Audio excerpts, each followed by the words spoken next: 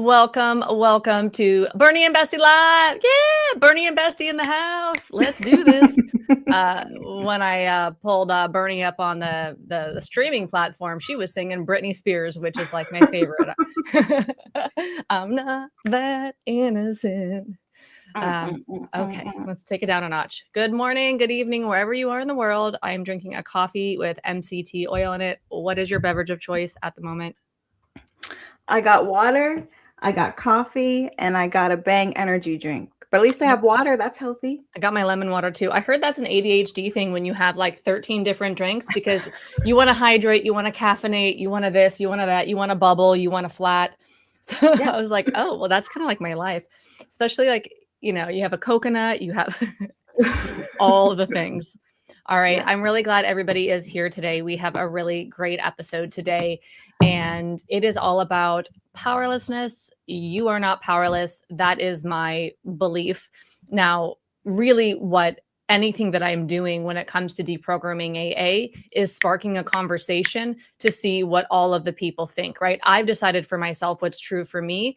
And this is like a journey of us all figuring out what we feel is true for us. Like, I'm no longer in recovery. I don't believe in powerlessness or a disease model or spiritual malady or that I'm sick or anything like that, or that I'm fundamentally different from my fellows, except maybe with the ADHD and autism. But I don't believe the AA ideology. And this is definitely not about you thinking like me. This is about you thinking like you and you waking up to what you think. And I do that best when I immerse myself in other people's thoughts and I look at the research. And then I also talk with other people who are currently deprogramming, like Tara Grace, burn the stigma. What's up, Tara Grace? I love that though, because it's so true. It's like, this is my opinion, right? Like, this is how I feel about it. And it's been awesome to connect with other people who are going down their deprogramming journey who also feel similar. I think that we all have slightly different opinions on certain things. And I think that that's great. And I think we bring all of that to the table and to the conversation. And I have learned so much from other people, like taking in what they've said, something they've read. I've gone back and looked into it myself, and the freedom that comes with being able to even think about something and not just being handed like, hey, this is you're an addict, so this is what you got to live by. This is all about you. You're selfish, you're self-seeking, you're all these things. This is what you have to work on, your character defects. Like, it's all wide open, and I fucking love that. Yeah. And I love it when people say in the comments, I don't agree with everything that you say, but da da da da. And I think that goes without saying. That's probably everybody's experience. Well, actually, there's been a few comments that say I agree with everything that you say. But I think the reality is we're not going to agree with everything everybody else says. And that's the wonderful world of fucking critical thinking. It's like, yes, we are looking at all of the resources available to us with the time that we have, with the brain power we have, with the desire that we have, right? And then figuring out what makes sense to us and making our plans forward based upon that and consciously choosing what makes sense to us. So really great to have you here. We have Melissa is saying morning. Good morning, Melissa. We have Melissa 369. 369 is saying last Sunday of the year. Have you seen that thing? Those memes that are like, today everybody in middle school goes 6-7. Back in my day, we were like 369. Isn't that what it was? To the window.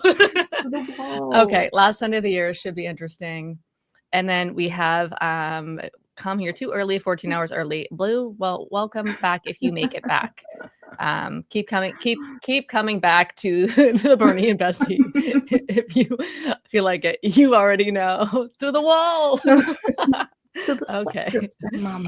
So I wanted to kick us off with a couple of things that I've read in some of the books that we love about deprogramming and deconstructing 12-step ideology, because I think when we hear from some of the doctors and PhDs who have been doing this work in addiction, like MDs and stuff like that, who've been doing the work in the addiction field for decades and decades and decades, they are a wealth of information for us. If they've been working with clients and individuals, they have so much information that they can, it gives me the chills, plus all of the research that they have thoroughly vetted and gotten to the point where they're in a way risking their careers or reputation by actively saying that AA is harmful.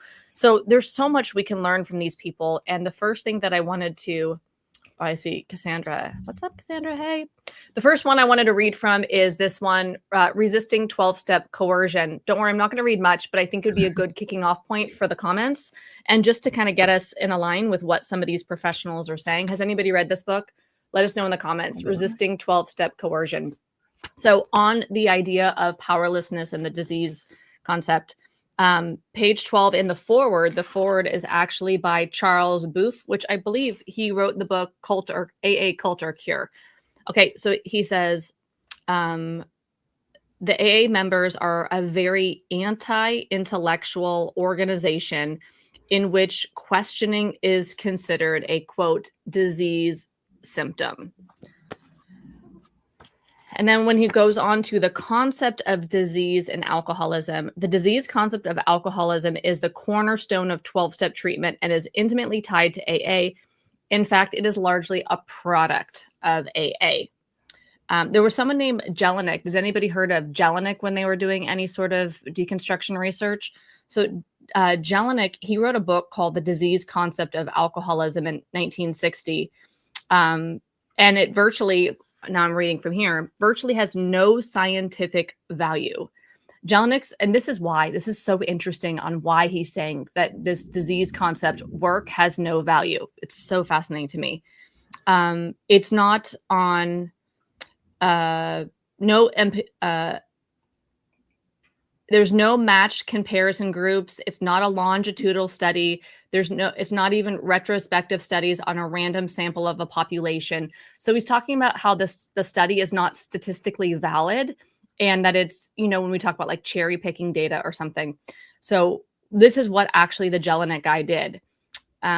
He put a questionnaire in the Grapevine in AA's publication, AA's monthly magazine. So here, thus all of the replies Jelinek received came from self-selected AA members. So his big conclusion that AA or addiction is a disease came from a study that he solicited inside the Grapevine. So everyone he was reading about were AA members from the Grapevine. So he received 158 questionnaires and he threw away 60 of them.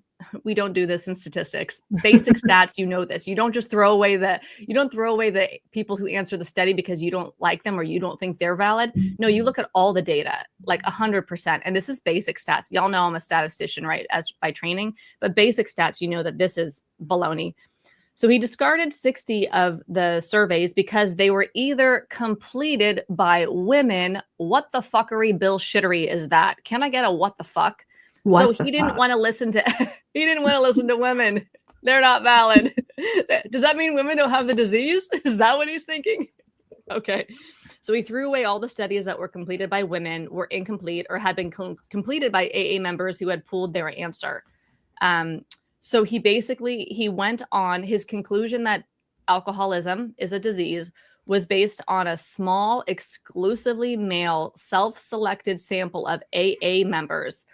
It's little wonder that the answers they gave Jelinek mirrored the view of alcoholism one finds virtually at every AA meeting. I mean, let's discuss.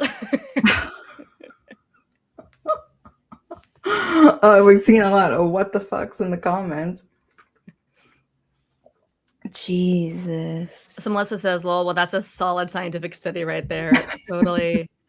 Yeah, what the fuckery. We had Sarah saying, what the fuck? And same with Melissa. Rick saying, yikes, thinking is a disease symptom. What the fuck? Actually, it's always a time. Someone told me today in the comment, they were like, I don't know what Mark Zuckerberg is doing on my Facebook page, but like somebody's sending not only their home group, but their entire like conference. Someone's sending all of like the AA conference to my personal Facebook page and the trolls be trolling. And somebody said today, you're overthinking. I'm like, bro, it's called critical thinking. I know, but I mean, that's that whole terminally unique and that your best thoughts got you here and that your thinking is broken. Like we have a disease where our brain is broken. Like that is what it's fundamentally all about. And just hearing all of this shit, it's just another, like everyone else is saying, WTF, dude. Yeah, Rick is saying, here's a what the fuck for you. Seriously. Sarah's saying it's so perfect that women lead the charge against the pseudoscience now. Haha, totally. I'm And Rick says saying we were never overthinking, we were just thinking. just a tad. Yeah. Just a tad. Mag said, I considered drinking over Christmas, but fear and stigma from family who know I'm sober stopped me. Didn't drink, but still curious whether I'm truly a pickle for life.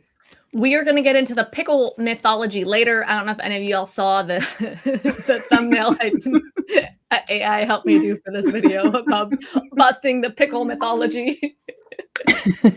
Yeah, it turns out there's science that show that the in AA they say the cucumber becomes a pickle, like we get alcohol pickles our brain essentially, and that you can never go back to a normal drinker, and that science may one day discover this, but they haven't yet. Well, they have discovered it. It's naltrexone in the Sinclair method, and that research shows that science shows that the pickle can become a cucumber again. You can become a normal drinker again.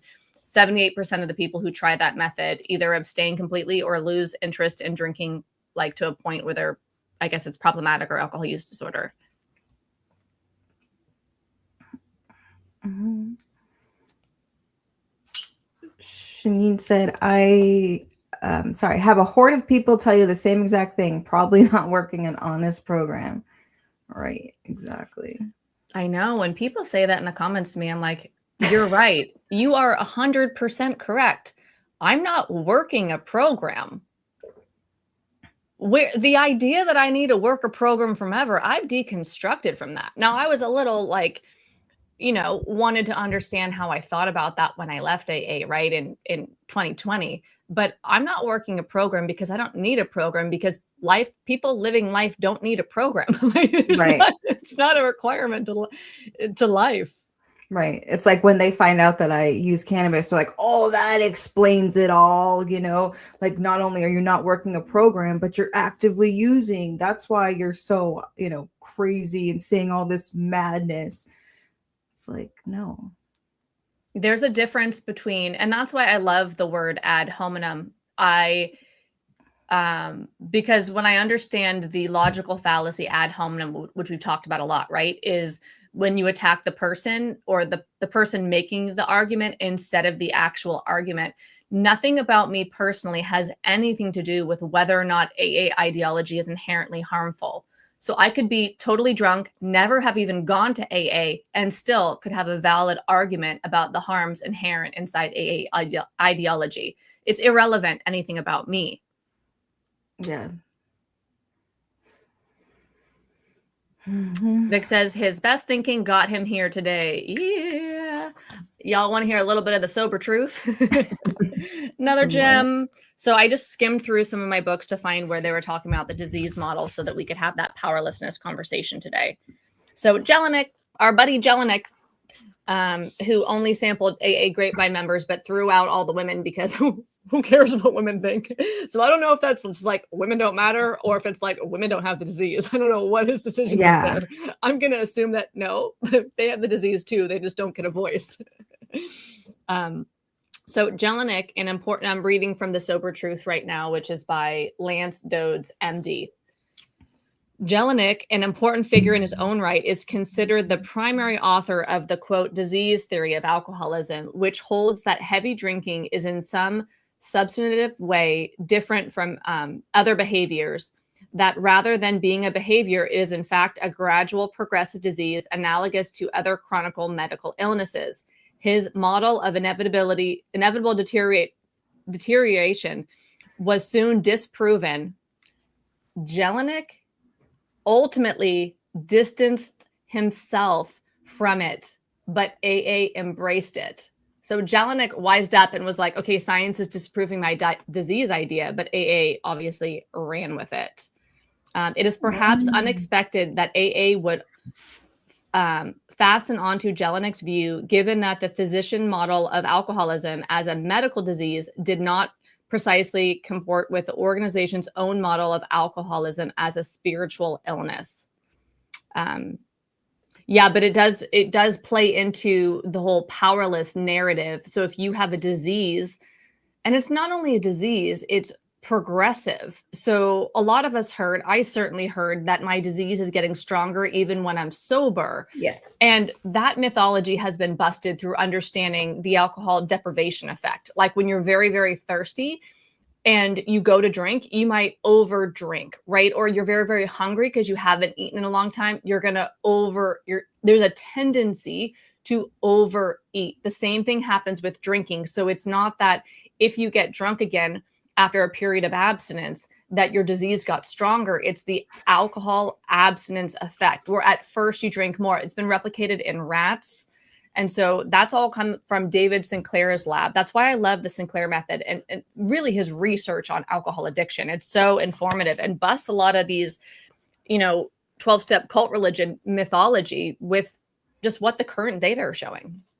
Yeah. And it's so funny though, because if you try to mention any of it to anybody, like they'll literally say, keep your data, keep your fact, keep all this. Like I live it. I live it. I see it every single day. This is what's in front of me.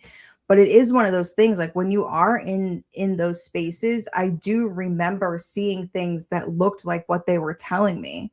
But then when you actually leave the space and see that there's a whole wide world outside of that, it's like, holy shit, Yeah. Kate says, what the fuck, Jelinek? No, Jelinek, man. Christine said, I can't read today. Deprogramming is waking up to the truth, reclaiming your autonomy, thinking critically, trusting your intuition, and deconditioning indoctrination and raising awareness. Yes, I love that. Absolutely.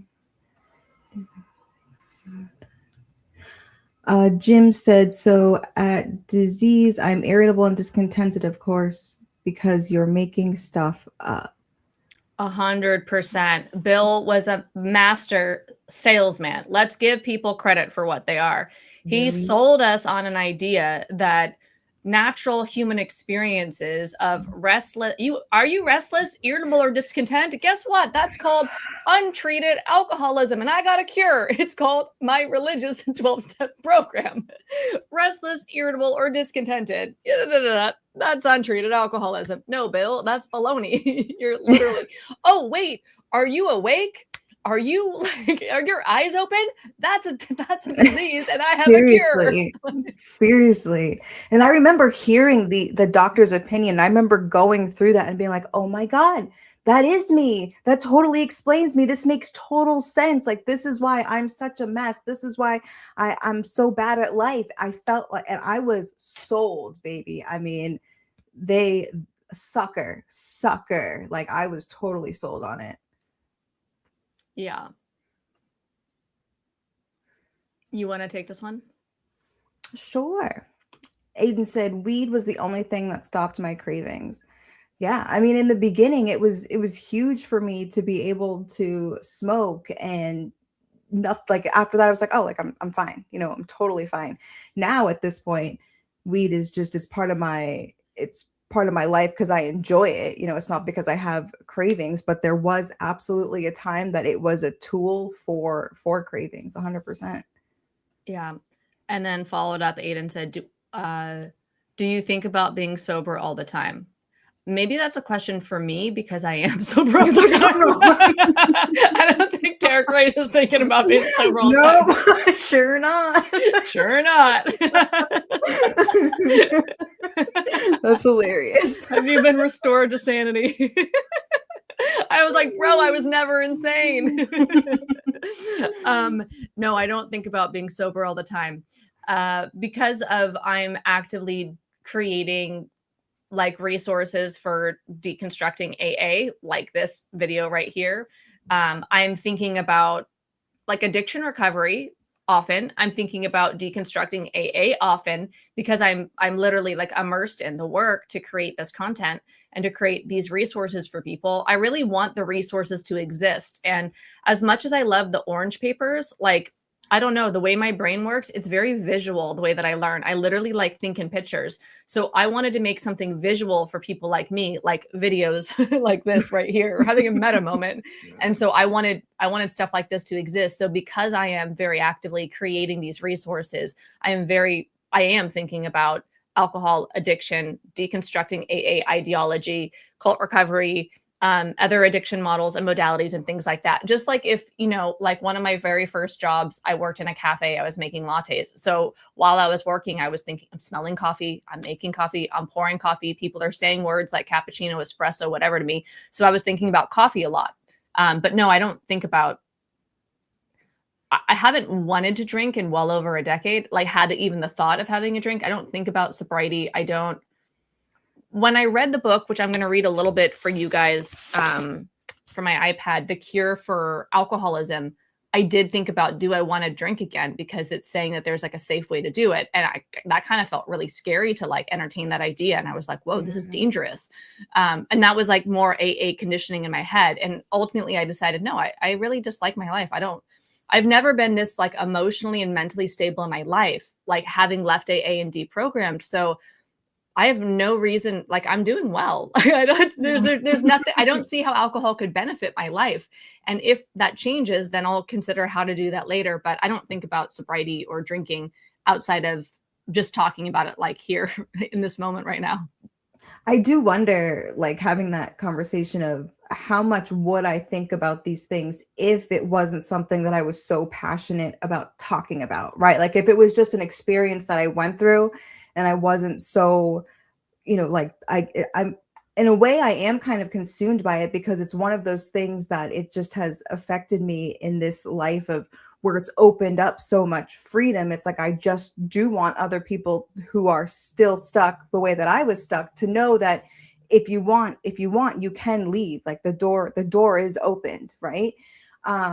But if this wasn't part of my life, how much would I think about it or talk about it? I feel like I would just live my life the way that I was before I stopped talking about it, and I really didn't think about it. I still had a head full of AA thoughts. I still very much believed that the program worked for most people.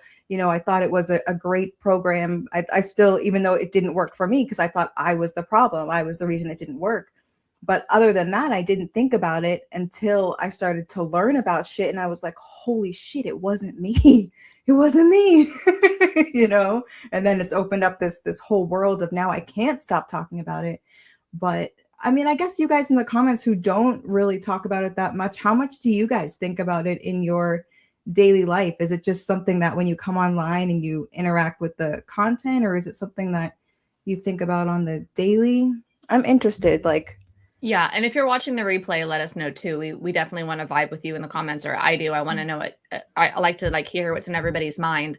I like to understand kind of what everybody's thinking, everybody who wants to share about it. And I think it really benefits all of us when we share our minds, because then we can all kind of wake up to more critical thinking and find what's true for us in that. Yeah, it helps me big But time. here's the thing, like I like cigarettes. I smoked. It was informed consent because I understood they were harmful when I had my first cigarette, right? Which is what I wish AA was. I wish AA was informed consent, so you knew it was harmful if you chose it. But I quit smoking many times, one time even for 5 years, and then I went back. And then the last cigarette I had was in the very beginning of April in 2010. I remember it was at the airport. I was flying to India. It was like a 24-hour travel day. And I'd already had like 24 hours off cigarettes. So I was like, maybe I'll just keep this up.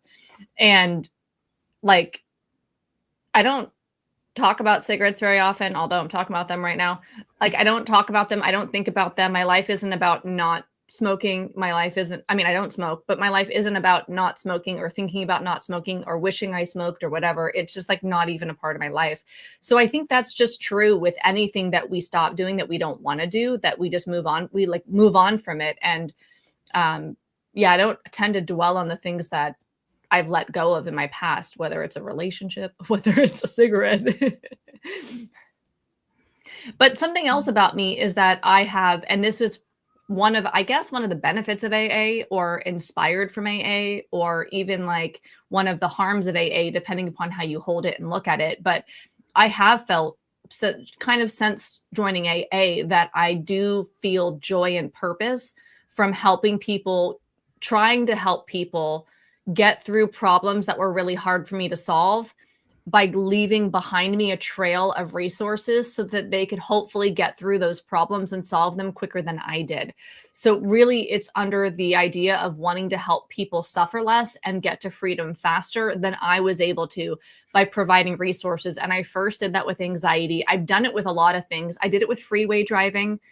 I made a whole course on to help people through freeway driving and videos about that. If you look back in my YouTube channel. So I've always been that way. So at some point I'm going to shift and the focus won't be on deprogramming and deconstructing AA anymore. It might be on something else that I want to help people suffer less from and get to freedom faster on. That's just kind of like what feels, I don't know, aligned for me. Huh. That's cool. Yeah, I definitely think like it is one of those things. It's like I was super into AA and like wanting to help people through the AA way. And then once I left the AA way, it's like I want to help people know at least, like you said, suffer less than I did, because there was nowhere to turn when I first left. There was nothing out there. Rick said Jelinek was a conman in his own right. He didn't really have a PhD. He was a fraud who was selling his creation falsely with Marty Man. They couldn't have gotten away with this disease bullshit today. Oh, absolutely fucking not. No, they sure couldn't. Marshall. What's up, broski? The disease idea of alcoholism and addiction was made popular by Benjamin Rush in the 1700s. These ideas are much older than what your guest mentioned. Benjamin Rush, a founding father and physician, pioneered the disease concept of alcoholism in the U.S., describing it as a disease of the will that impaired control, not just a moral failing. In his 1784 work, An Inquiry to the Effects of Spirituous, I'm not saying that right, liquors, he detailed physical and physiological symptoms like tremors, madness, etc. I can't see the rest. Yeah. Yes, 100%. I may have left out the word. It sounds like I did, and I apologize for that. Of modern, making it like in modern society was Jelinek's work, but it does go back a long time. You're absolutely correct, and thank you for that thorough. Some of that's new for me, so thank you for that. I love it. I love it when people add things. A lot of you, and maybe you specifically, like listening or watching right now, have done more research, know more of the things. And that's why like coming together in the comments and doing these live streams and stuff, I think is so helpful. So we can kind of, I don't know, in a way, like figure it out, failing forward or whatever. I certainly don't know all the things. Totally. I absolutely know there's a lot of people who have done a lot more research than me. I'm just loud about the little bit that I know. Yeah. Jim says you can only think about being sober when you're drunk, which is in essence your best thinking. They used to always say it's your honest thinking, right? When you're drunk. I wonder how true that is.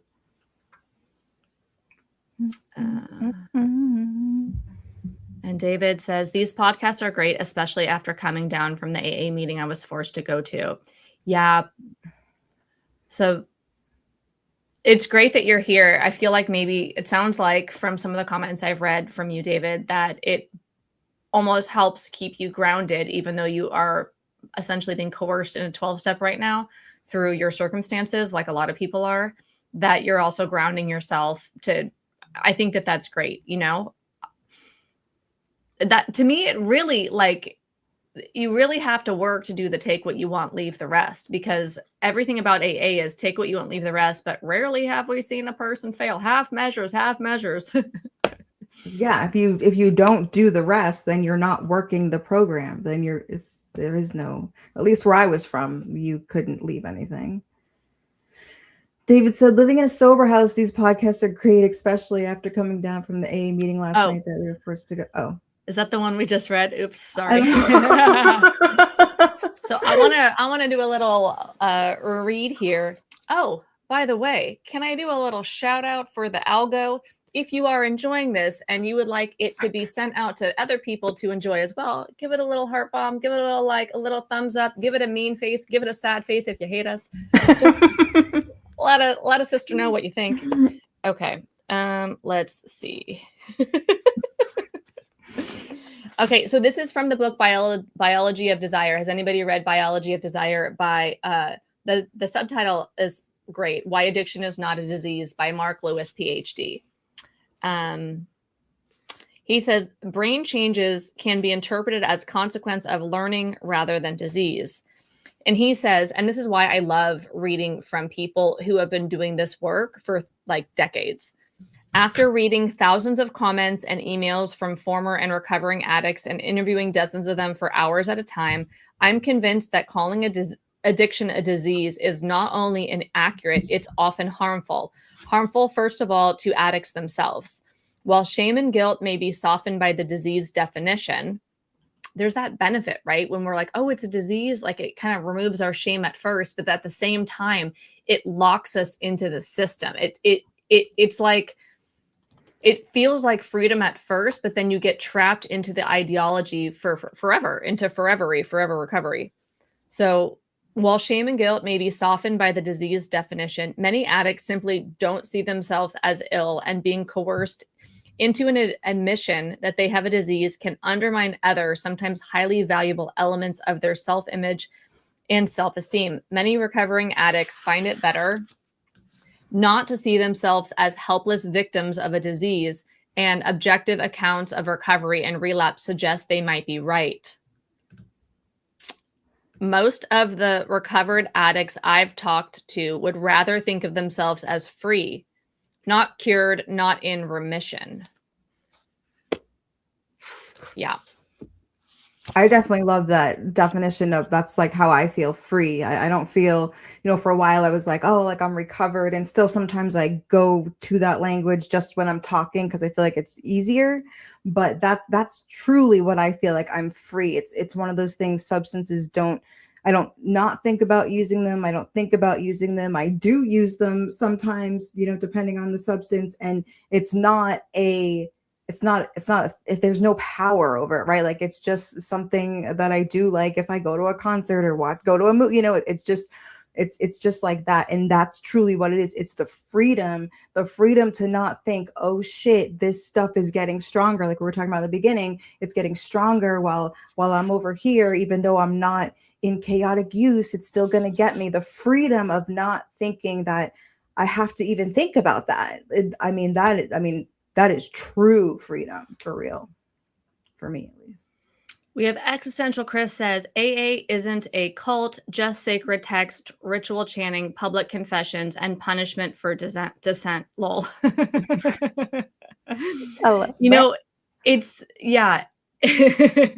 It's so funny when people will say AA is not a cult and all sorts of like reasons where I think this is being cheeky, right? I'm taking this as being like cheeky. And they're saying their opinion as if I'm saying my opinion. But when I say AA is a cult, I'm saying that from what I've researched. I've looked at the ICSA, the International Cult Studies Association. They have a 15-point cult characteristic checklist. I went through and I made a video series on YouTube unpacking each of the 15 points with how AA actually does qualify for each of those checkpoints. So for me, AA checks every of the 15 boxes. That's why AA is a cult, because I went and I looked at the cult literature and I compared AA ideology to the cult literature and I found a match. Not because I think it was, not because I'm bitter, not because I'm angry, definitely not because I had a bad experience or because it didn't work for me. It's because I looked at the cult literature and I just, there's some critical fucking thinking. Bam. But it's and I don't mind if anybody doesn't think, we all get to think what we want. Not everybody has to think the same way that I do, but I'm not coming to my conclusions from my emotions or my personal experience. I'm looking at the research, the data, and I'm not always right, but I'm not just like I have a feeling or I had an experience, therefore this is a universal truth. Right. Like I said, I'm not super researched. Like there's things that I've looked up and there's, books I've read and such. But if there was nothing out there that I could have ever seen, I don't think I would be so loud about it. Right. Like what gives me the power, what makes me more like be loud about it is because I know that there's things that I can say, go ahead and, check this out. Look over here. Like, don't take my word for it. Please don't. Go form your own opinions. This is where I got my opinion from. And I think that's the best thing about it all, is that we're not saying like, fuck yeah, don't go there, like blah, blah, the way that people, when that's what they hear. Like once it goes through like their AA ears, they hear, that's what they hear, but that's not what we're saying at all. Yeah, I would love it, Burnie, Tara, Burnie, if when you were originally, like in our very first conversation, when you were on Sobriety Bestie podcast, you talked about powerlessness and how the disease didn't take money out of your wallet. The disease didn't put the key in the ignition of your car. The disease didn't drive your car to get up. So I'm wondering if, and I loved that, and I'm wondering if you can share your personal thoughts on powerlessness outside of these PhDs with decades and stuff. Just if you wanted to share your own thoughts on powerlessness.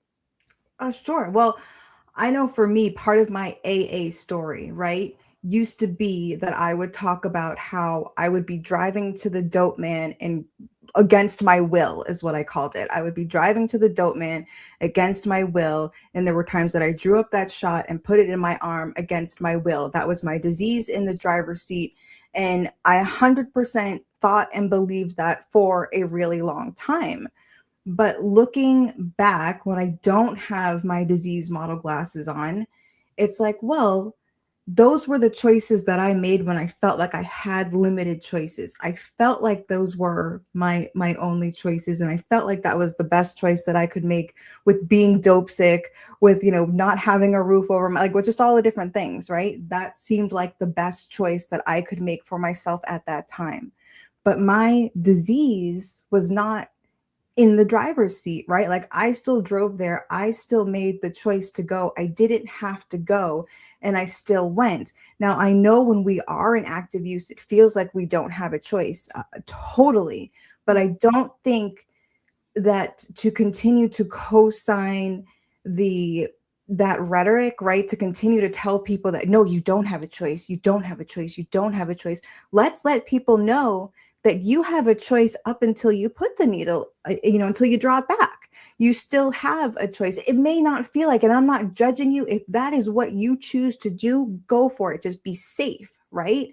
But let's empower people and let them, remind them, because I think sometimes when we're just in survival mode and we're just going and we're ripping and running, and then we're being everything that everyone told us that we were, we forget that we do still have a choice. And if we don't want to make that choice, we don't have to. Much easier said than done. Me sitting here not dope sick, my life is completely different than what it was back then. I get that. Trust me, I get it. But I do think that we need to remind people that you do have choices. And we see it in active use when people who have been shooting up and start smoking it, because believe it or not, smoking it is safer than shooting it, right? Like we see people make choices all the time. And like I've said before, even when you are ripping and running, like I know I picked and chose who I was going to rob from, who I was going to steal, like the shit that I was going to do. So you can make choices in active use. And, so like, again, sometimes it feels like it's stacked against you and you feel like you don't. But I think we should remind people that you do have a choice and you can make choices and you're not fucking powerless. Yeah. The same for drinking. Yeah. And I love there was this preacher who did this great video on YouTube like years ago. And he was saying if he was to sit down with anybody who had a drinking problem and felt that they believed they were powerless or had no power, lost the power of choice, or couldn't stop drinking or whatever, and offered them $5 million to not drink for 24 hours, that most of them would probably not drink for 24 hours. And that proves that it's not a disease. You're not powerless. You're not powerless, that it, given the sufficient circumstances. And I think that, yeah, on any fucking day, even on my worst hangovers that were anxiety, that was like so much overwhelming anxiety where I was panicked, if I knew that I could just grin and bear it through that 24 hours and get $5 million and not drink to make that discomfort go away, I would have 100% tolerated the anxiety and the overwhelm and literally the alcohol withdrawal, right? In order to get the 5 million. Of course I would. Right. I had the power. It was easier, or it felt better, or and there's a little more to it like that. I don't believe that we're powerless, and definitely I don't believe that we're always all powerful either. I think it's more nuanced. Actually, Mark Lewis talks about that in his book too, that it's not, I don't think that we're 100% always in choice, and I don't think that's how the brain works, especially like you were saying, your life is easier now, so it's easier to say that you wouldn't, but also your brain is different. Like our brains change. The brain that's in early sobriety is not the brain that's 1 year sober or 10 years sober or whatever. It's a different brain, has different options. Literally, we can change the pathways in our brain. And once we get out of the destructive habit, I know that's like, hard to hear it as addiction as a habit, but once our brain is out of that habit, that's like a survival habit though. The way that I understand it from what I've read is that drinking becomes like a survival habit, like in a lower part of our brain or older part of our brain, like hunger and like need for air and water, where it becomes like that, where we need it at that survival level. So it's not just, oh, just break your habit. It's more than that. I get it. And at the same time, our brains change and evolve. And so if there was a point where, well, there's more to read too. I'm going to read a little bit more from Biology of Desire. Again, let me know if you guys have read this. Finally, and most troubling is the confusion that surrounds AA's emphasis on recognizing one's powerlessness as a condition for overcoming addiction.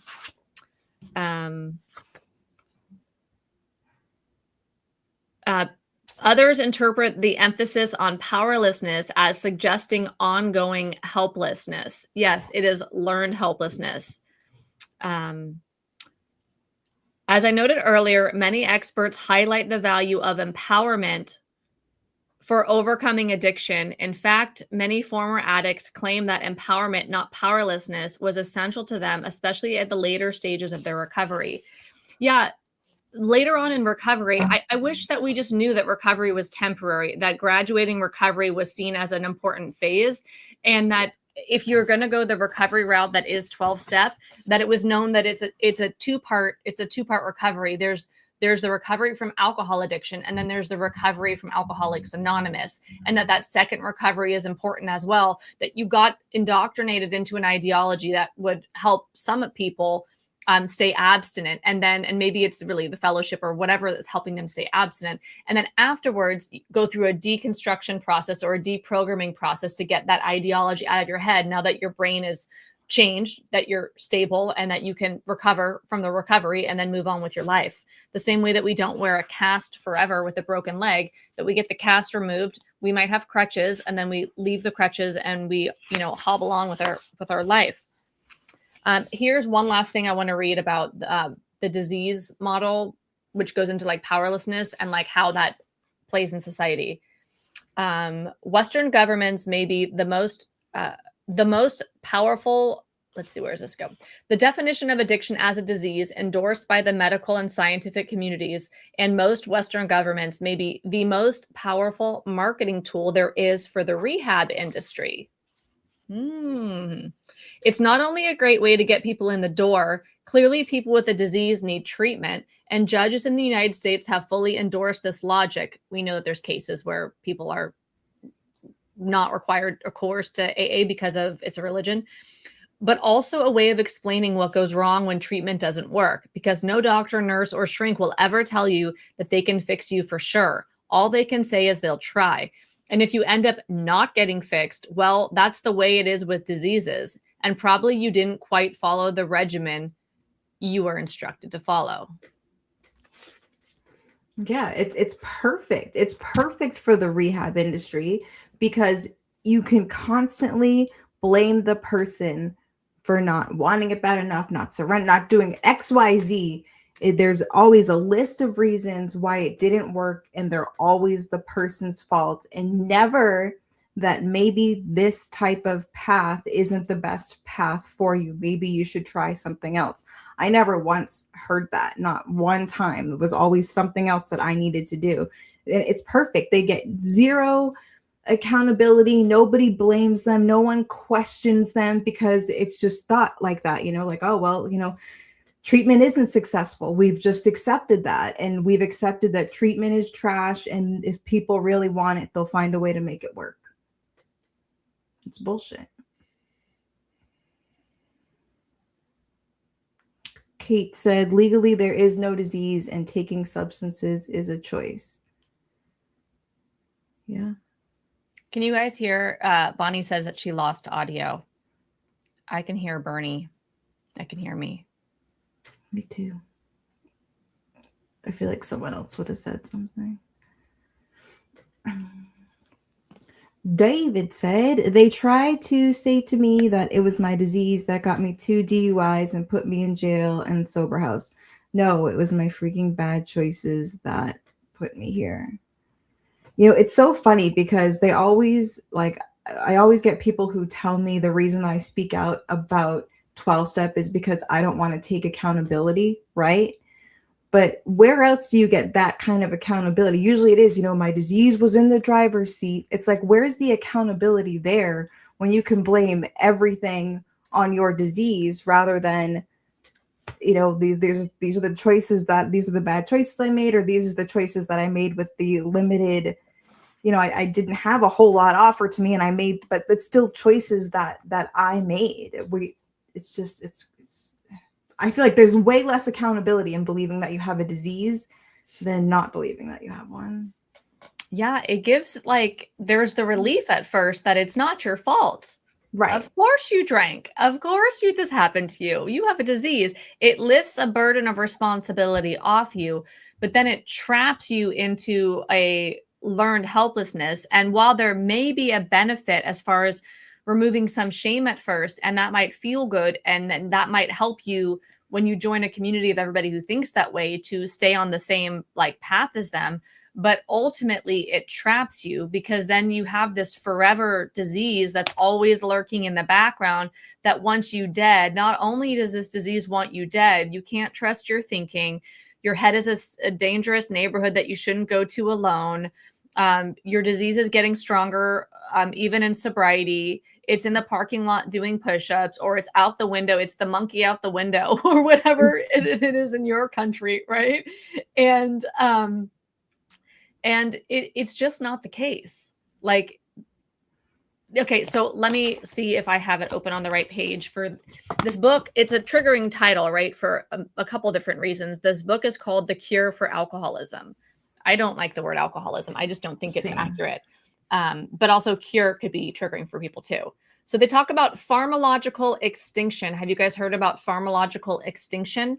By the late 1960s, Sinclair had already established the alcohol deprivation effect as a fundamental driving force to alcohol addiction.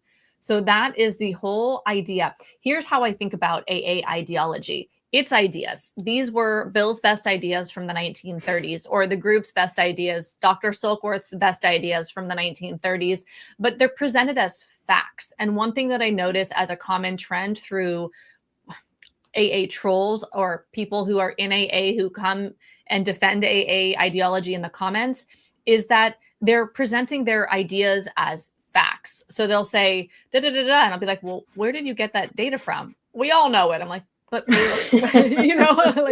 or they'll present their individual single anecdotal experience as a universal truth. And obviously that's not how it works. So let's see. He studied rats. So David Sinclair studied rats. Obviously, he came up with what's called the Sinclair method, which is where you take the pill naltrexone 1 hour before you drink. And over time, whether it's going to be 3 months, 6 months, 9 months, or even up to 1.5 years or a little bit more, your brain's going to unlearn. It's going to unpair, I guess, pleasure in a way, but it's going to unpair reward. That's what it's called, reward in the brain. So that pathway in your brain that's been built up is going to be unlearned. It's going to shrivel up essentially, because we've heard of neuroplasticity, right? Neurons that fire together, wire together, and use it or lose it. Those are the fundamental principles of neuroscience, right, Burnie? Where if you keep doing something, your brain's going to want to keep doing it. That's kind of the pathway that you're building. So these studies, let's see, what do I want to read? He likened it to Pavlov. So we know about Pavlov and his dogs, right? So Pavlov said, okay, so you give a dog food and it salivates. Then you ring a bell every time you give a dog food and it salivates. Now the dog is salivating on the cue of the bell. He's learned that the bell means learned. In the brain, he's learned that the bell means food's coming. So just the bell alone now with no food will still produce the salivation. He's having a learned response to the association that had been there from the bell and the food at the same time. Then if you unpair the bell and the food and you just keep ringing the bell again and again and again, but not giving the dog any food, he unlearns that the bell means food's coming, and he no longer salivates and has a physiological reaction with the bell because he's unlearned it. So that's what Sinclair's work is that our brains can unlearn alcohol addiction when drinking is paired with naltrexone. It blocks the opioid receptors is how I think it works, but double check that, right? And so that we unlearn like the dog unlearns. And so that it's like the pickle becomes a cucumber again. It can make us, our brains into a normal drinker. It's like literally the pill that Bill was writing about, or the science Bill was writing about in the big book. Like science hasn't accomplished this yet, but one day might, to make a normal drinker out of an alcoholic. Well, they have. It's called naltrexone. It's like so great. It's 78% effective. I've never personally done it, but the science is great in understanding it as learning in the brain, addiction as learning in the brain, not as a fatal progressive disease that only gets worse over time. It just logically and rationally makes sense, has nothing to do with my feelings or my individual anecdotal experience. And I find that fascinating. And so to me, I had already deconstructed from the powerlessness and the disease mythology, but this really gave me science, like a scientific look and perspective at one way that modern science, and really this has been around since the 50s or 60s, and naltrexone's been approved since 94 in the US, at least by the FDA, and it's like $1 a pill. So it's like there is an easier, softer way, Bill Wilson. And you know, Bill Wilson, who allegedly, we don't know if it's true, on his deathbed was asking for alcohol. If Bill Wilson was alive now in 2025, I think he'd be like, let's do the Sinclair method, folks. Pivot, pivot, pivot. We can drink again. Yay! Because you know, it sounded like he wanted to drink again. Well, it sounded like he didn't really get, I mean, unfortunately, he didn't really get treatment for his depression, right? I think he suffered a lot. Let's see. Cassandra said naltrexone, I can't talk today. Naltrexone helps cravings too. Some people use it for food cravings too. Yeah. I had a family member who was prescribed it for food, for to help with, to lose a little weight, so to improve their overall health. And accidentally, they immediately went down, like immediately, to drinking half as much as they normally drank. And that they would get a certain amount of beer every week at the grocery store when they'd go to the grocery store every week. And they didn't even really notice that they were not wanting beer less. They just noticed that the beer would last twice as long. And then we kind of backtracked once I learned about naltrexone and read this book, Cure for Alcoholism. And they're like, oh, I was on naltrexone those 2 months that my drinking was cut down in half without any effort, not even really consciously understanding why.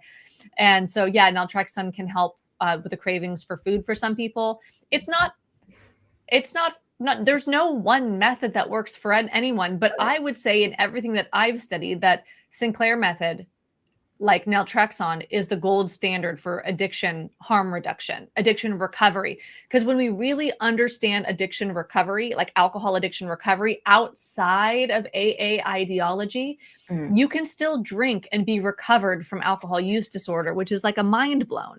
Now, I'm not drinking, and I'm not recommending anybody do anything. But when you look at what alcohol use disorder, how it's defined in the United States, at least, and I know, forgive me that I don't know how it's defined in your country or all the countries. So I am being US centric, which is like annoying. I get it, but definitely let me know if you know how it's defined in your country. I'm interested, right? I want to learn more. But you can, if you have less than a certain amount of drinks a week, you don't qualify anymore for alcohol use disorder. So you can literally be having like 3 drinks a week or 5 drinks a week or whatever, depending upon if you're a male or female or however they define it.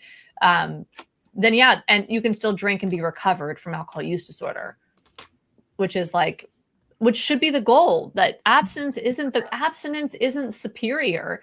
It's needed for some of us, like, but it's not superior. Like,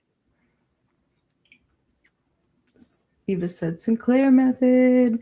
Yeah, I think it's one of those things that people feel like once you meet that criteria for substance use disorder, you forever meet that criteria. But I guarantee you, if people who have been in recovery for X amount of time, if they were to, go through the DSM-5 or whatever, they would not still meet that criteria, but yet they are continuing to, to each his own, like do what works for you. But I mean, it's not what it is. Like you can recover, you can move on, and you can recover and still use substances like a healthy, normal adult. Just because you once had a chaotic relationship with substances, that doesn't forever damage I used to, every single time when I would smoke, I would pick back up again. Guess what? That doesn't happen anymore, because it's not a thing for me anymore. When I believed it was, but it's not now. Yeah. Kate says in EU, it's also AUD or SUD. Yeah, good to know. Good to know. Tara, you disappeared. Eva says, I went from drinking a liter a day to 1 month after a trauma, and now I only have 1 drink at holidays and birthdays. Awesome. And Existential Chris says, I drink again, but I haven't been drunk in over 21 years. Natalie says, I've been trying to decide for over a decade if treatment and AA helped me or hurt me more. I'm no longer in the helped more camp. Oof. Thank you for reading to the ADHD hypervisual auditory learner. Totally. I was like, I love the orange papers, but I even just love like all the colors, Burnie, in your background. I'm like, I need, and even my energy is kind of like, oh, right. And so I kind of need like a vibe in order for me to get that dopamine, to get the learning down. So yeah, totally for the visual learners. Yeah, but I really feel for this comment, Natalie. I really feel for you on what you're saying here about, did the treatment hurt me more or harm me more? And I'm no longer in the help me more camp. That's why I don't know what anybody else should do. I would never recommend for anybody to go to AA or any 12-step program, period. I wouldn't recommend it. I also would never recommend anybody to leave. I don't know what the fuck anyone should do, but I would never tell anybody to go. No, right. I would never, just like I would never tell anybody to like stab their eyeball with a knife. Like, I'm not going to tell them to walk into harm's way, but if you're doing your thing, well, who am I to tell you not to do your thing? Like, it's none of my business what people want to.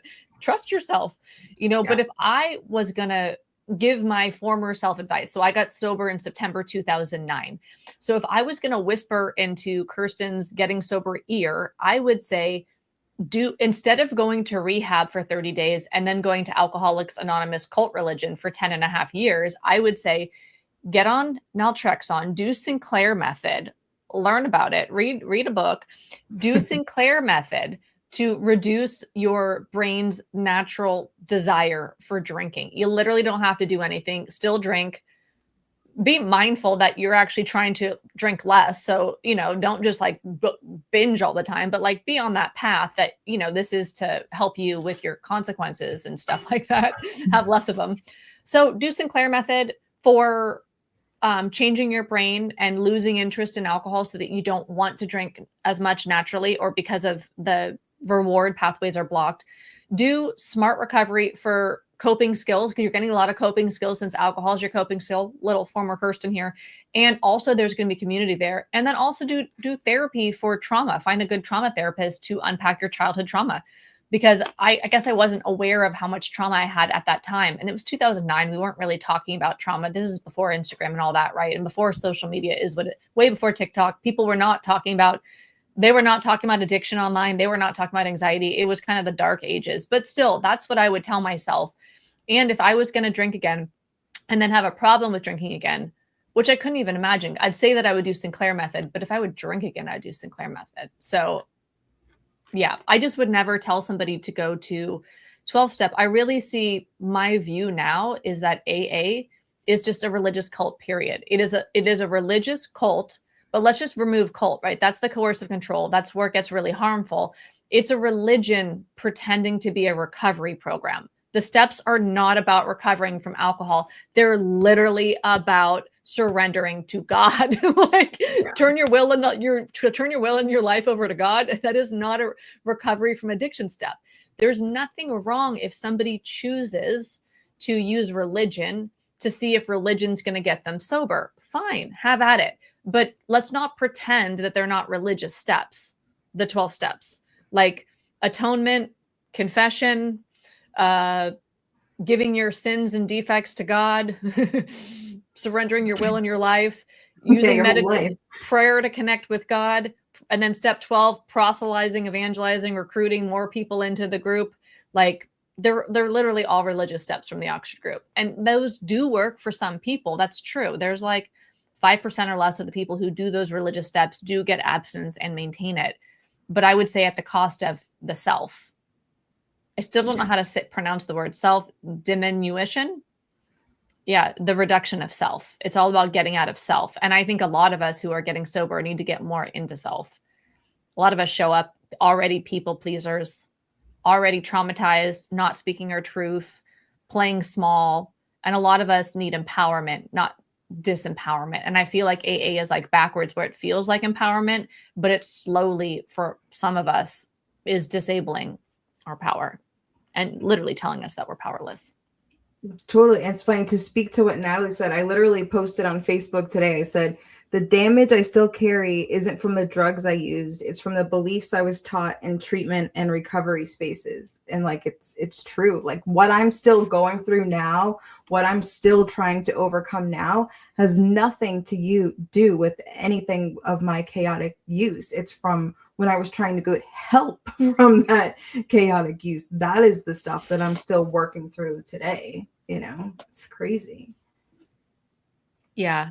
And Natalie's comment is fear may have gotten me sober, but empowerment is what has kept me this way. Long time, no AA. And Cassandra is saying, yes, empowerment. Yeah. The literal opposite of what we're taught is what has helped a lot of us, you know, not being powerless, being powerful. Peter said, I've been drinking alcohol-free beer for over 20 years. I felt too stigmatized to tell anyone.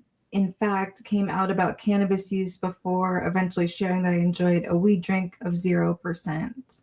Yeah, there is so much stigma in the rooms about NA beer, non-alcoholic beer. I don't understand it, but I guess it's back to that allergy. They think it might trigger you back, and you know, you'll have no control. Yeah. I mean, I made the decision when I got sober. I tried mouthwash, just the regular mouthwash I was using at the time, and it had alcohol in it, right? And when I was using the mouthwash in early sobriety, it reminded me of taking a shot of liquor, because my insides of my mouth would like sweat or whatever that feeling is, right? And I just felt like it was a little bit triggering for me. And so I switched to non-alcoholic mouthwash. And then I just made the decision that I just don't put alcohol in my mouth, period. And that did include, well, if it was cooked in food, that was fine. But so I kind of made my rules of what felt right to me. But there is no allergy. Like, it's just like, you know, I mean, I've had surgery. Well, if you count ayahuasca, I've had surgery 3 times in sobriety. The first 2 with an actual surgeon, the third time with a shaman in the jungle. But when I was on, seriously though, when I had surgery twice in sobriety, and I was on the meds they gave me, and then the pain pills after, there was no allergy. There was no nothing. Like, nothing happened. There was no desire happened. Even when I had my free lapse, when I accidentally drank it was coconut kefir, which was like in Bali, it was, I guess, unregulated, as a hyper fermented. So actually I drank it was a big bottle. I drank half of it and was buzzed. Was like, wait, am I buzzed? What the fuck? Why do I feel like I'm getting drunk? And I realized that it was like extra fermented or something. I didn't want, and then I thought, do I finish it or do I toss it? And I had a moment where I thought about, well, I kind of like this. Should I finish it? And then I was like, no, I should throw it away. Come on. I'm like halfway to drunk right now. Let's get rid of this thing. There was no allergy. There was no drinking about it the next day. I went to the meeting the next day and talked about my free laps. But like nothing happened. It's crazy because when I had my gallbladder out, I was living with my parents, and my mom was so indoctrinated into that allergy that I wasn't allowed to have any pain meds after my gallbladder. I just had to take ibuprofen, and I was in a lot of pain, obviously, but I had no choice because I was under their roof. But it just goes to show you how deep, like my mom was so scared that me taking, even if she held them, that just that one pill could have just taken me back to where she never wanted me to see me go again. You know, it's awful.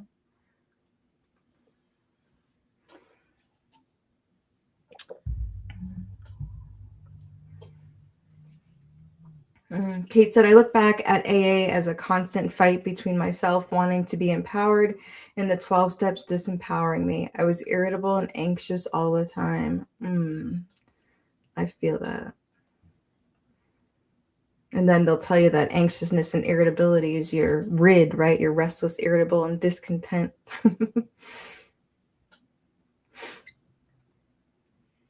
Rob says, hi, ladies, 3 weeks sober. Awesome. After relapsing, after leaving AA, mental health is so much better. Really great to hear. Nice. And the fact a mate has cut me off after joining AA only reinforces my thinking that I made the right decision. Yeah, the shunning is brutal. It's really like, we know it though, right? I mean, we know if you leave, you can't bring your friends. I think that we kind of know that. Like if you've been there a while, you get it that we don't really talk. People are not really associated with the people who leave because you don't want to get some of their thinking on you, right? They're dangerous. So as much as we kind of know it, it's also feeling it is like, and some people might still be our friends, kind of. Not really, but maybe there's exceptions, right? Yeah, it's brutal. It's brutal. It's so funny though, because a lot of the comments that I'll get from people who are clearly speaking from the AA ideology are saying shunning doesn't happen. And I'm like, bro, have you left AA? Like, have you dared question the narrative? As soon as you think critically, you are shut down, smacked down, shunned, rejected. You get out of the middle of the boat, they throw you into the water. Get the fuck away from me. I don't want to. You're gonna make me relapse. You're dangerous. Like, yeah, they're gonna make you sick before you make them well. Was what I remember the saying. Andrew says, "Oh, get some of their thinking on you." Yeah, that is how they think. And like I said, they think that the saying was they're gonna make you sick before you make them well. If you think that you can stay in contact with them and try to help them, they act like they're a disease, because they're in their disease. Burnie and Bestie live in the house. It is, James. We vibing up in here. Talking about powerless, all the powerless things. All the powerlessness. And we have I can relate to these comments. My mental health has improved tenfold since leaving. I am so happy to hear it. I've seen this a lot. I usually get this in the DMs from people. Not everybody wants to leave comments on the internet, right? And I get it. I didn't. I literally didn't say shit for 5 years after leaving AA. Not one, even a thumbs up on a deprogramming post. Nothing online. The only thing I did that was slightly controversial and some AAs started blocking me was, or unfriending me, was I said that I went to Peru to take ayahuasca. So they knew I was doing something outside of the ideal. I was dangerous. They didn't want their thinking, my thinking to get on them. But yeah. Let's see. So when I think of powerlessness, for me, how did anybody else grow up in the 80s or the 90s? I mean, where they were talking about DARE drug abuse resistance education, just say no campaigns were kind of still in the vibe. And they were talking about how pot's a gateway drug. Does anybody ever remember that like gateway drug talk with pot? So I think about the powerlessness mythology as like the gateway belief buster to pop out of AA ideology. Here's what I mean. The night that I left AA or decided to leave AA, because for me it was like realizing that Saint Nick isn't real. I was like, oh, it's not real. And it was like, boom, the whole thing, like the whole mythology just like busted, because I realized that the core belief that Bill was selling me on in order to make his entire sales pitch, otherwise called the Big Book of Alcoholics Anonymous, be true. The one core belief that I had to believe in order to make his entire system true was the belief that I was powerless over alcohol. Mm. And the way that they framed it in the meetings that I went to, and my sponsor framed it to me, was if even once, even only just one time, you failed to be able to control your drinking, then therefore you are what's called a real alcoholic. And if you're a real alcoholic, which is literally only an AA term, it's made up in AA, it's called a no true Scotsman fallacy, which is where you make up a loaded language term. It's not a fucking thing, but it keeps the system closed. So any success outside of the system, oh, they weren't a real alcoholic. Right. So even if once I failed to control my drinking, which was true, there were many times that I had more drinks than I planned on it, or wanted to have like 2 drinks and then it was 3 days later or whatever, right? I mean, come on. Who likes to party? I don't know. So if I fail to control my drinking, then I'm a real alcoholic, and a real alcoholic is powerless over alcohol. That means that I'm powerless over alcohol. If even once I didn't have the power to control how much I drank, then I am powerless over alcohol. That is for me, that is the gateway belief that makes the entire system, like, then you believe everything else, right? And so that's relatable. A lot of us drank more than we wanted to. I mean, has anybody been to college? There's a lot of drinking in a lot of places. Right. And so what I realized was that I wasn't powerless over alcohol. That's what shattered everything for me. And it was literally the night that I decided to leave AA. I was like, wait, at that point I was 10 and a half years sober. And I was like, okay, I haven't had a drink in 10 and a half years. Clearly have a lot of fucking power over this thing. What do you mean? I'm powerless. There's no evidence in any recent history that I haven't had the power. I've had the power. Now, whether you want to say it was my higher power or me or whatever, then now we're trying to figure out where that power came from, but I wasn't powerless. Right. And I was like, wait, I'm not powerless over alcohol. What else did Bill sell me? And I really strategically, like, I wrote down the beliefs of AA that AA had me believe when I got there, that I currently at that moment that I wrote this down believed. This is April 6, 2020, like early pandemic days. I was like, okay, AA says I have a spiritual malady. Where does science validate that? It says I have a mental obsession, but that precedes my first drink. Okay, yeah, I can be obsessive. Now I also know that, in autism, they call that special interest, which I don't even like that term. It's not special. I'm just interested in shit. And then in ADHD, they call that hyperfocus, right? And so, but having a mind that can be obsessive or can be monotropic thinking, that doesn't mean that I'm powerless over alcohol forever and that I've never had the power. So I just wrote down all the beliefs and I was like, oh, wait, this shit is bananas. B-A-N-A-N-A-N-S. Like, that's not true. But it all came down to the powerlessness belief. I don't know, like, Tara, what popped you out of the ideology? Was it the powerlessness thing, or what kind of kicked you out the door and made you realize, oh, snap, this is myth? Well, for me, I was already gone, right? Like I had said, like I had given up on recovery, and I was like, I can't do it. Like I can't do it. And I thought that's how recovery had to be. And I was like, this is just never going to be me. So I'm just going to do my own thing and hope for the best, right? But I still very much believed that AA was the thing. And even when I first started speaking out, I started speaking out as there's other ways to recover. AA isn't the only way. Like that was my stance. Still thinking that AA was king shit, right? Still thinking that majority of people It's did it that bullshit. way. It's bullshit, Tara. It's bullshit. I still thought that. It wasn't until I learned from other people, started getting bits and pieces, and then I started doing, I was like, holy shit. So like I literally like deprogrammed out loud online, like my, it was one of those things. Like I said, I started from the place of there's more than one way to recover, all pathways, to holy shit, like AA is extremely fucking harmful. And I did, as I started to talk, I started to say, well, for me, the program was actually harmful, and the program can be harmful for people. Again, still thinking just a few of us, wasn't a lot of us, but some people are harmed by it, still thinking it is a very great program for most people. But then I started to, and I was like, oh my God, this wasn't just a me thing. Like this is fucking wrong from the word jump, So it was a little bit of a different experience than actively being in the rooms and leaving. I think it's very different, and would have been, I can't even imagine what that would have been like. Yeah.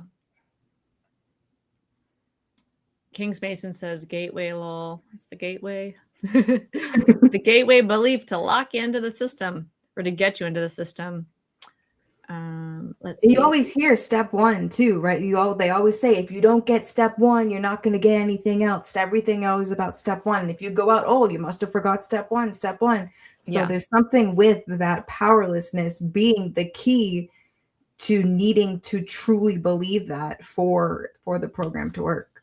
Yeah, well, yeah, and it's very clear to me why powerlessness is an important idea to lock in first, because the entire system like lays on that. For me, that's the primary belief. This is just my thoughts, right? When I've critically thought about it all, and I was a true believer in AA for 10 years. Yeah. And then I loved it. I cried on Bill's grave, thanking him for channeling. This is so sad now. It's so hilarious, really. I was crying on Bill's grave in East Dorset, Vermont, thanking him for my life and thanking him for channeling the big book from God. Okay. Like, it's just like, I was in it. I was so drunk on the fucking Kool-Aid. And then I just realized it's not true. And I was like, oh my God, I'm living a lie. This is ridiculous. And so I left. I left because it's not true, not because I had a bad time or because I didn't like it. So it was devastating. It was like, oh, it's a con. Yeah. Jeez.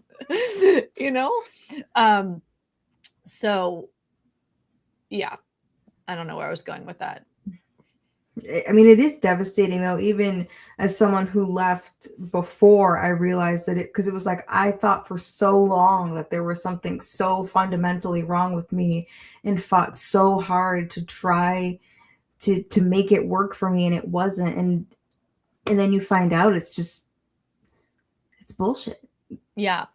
Okay. I remember what I was going to say. It was about powerlessness. So in order for Bill to connect the dots between his big idea, that his white light spiritual experience on belladonna, and likely also on strychnine, morphine, and a lot of other fucking hallucinogens and other things, right? So Bill was all doped up in the town's hospital in December 11th, 1934, when he was getting sober with Dr. Silkworth's help and Ebby and the Oxford group, who were in there proselytizing the religion to him, right? Oxford group. So Bill needed to connect religious steps, literally the Oxford group. This is before AA.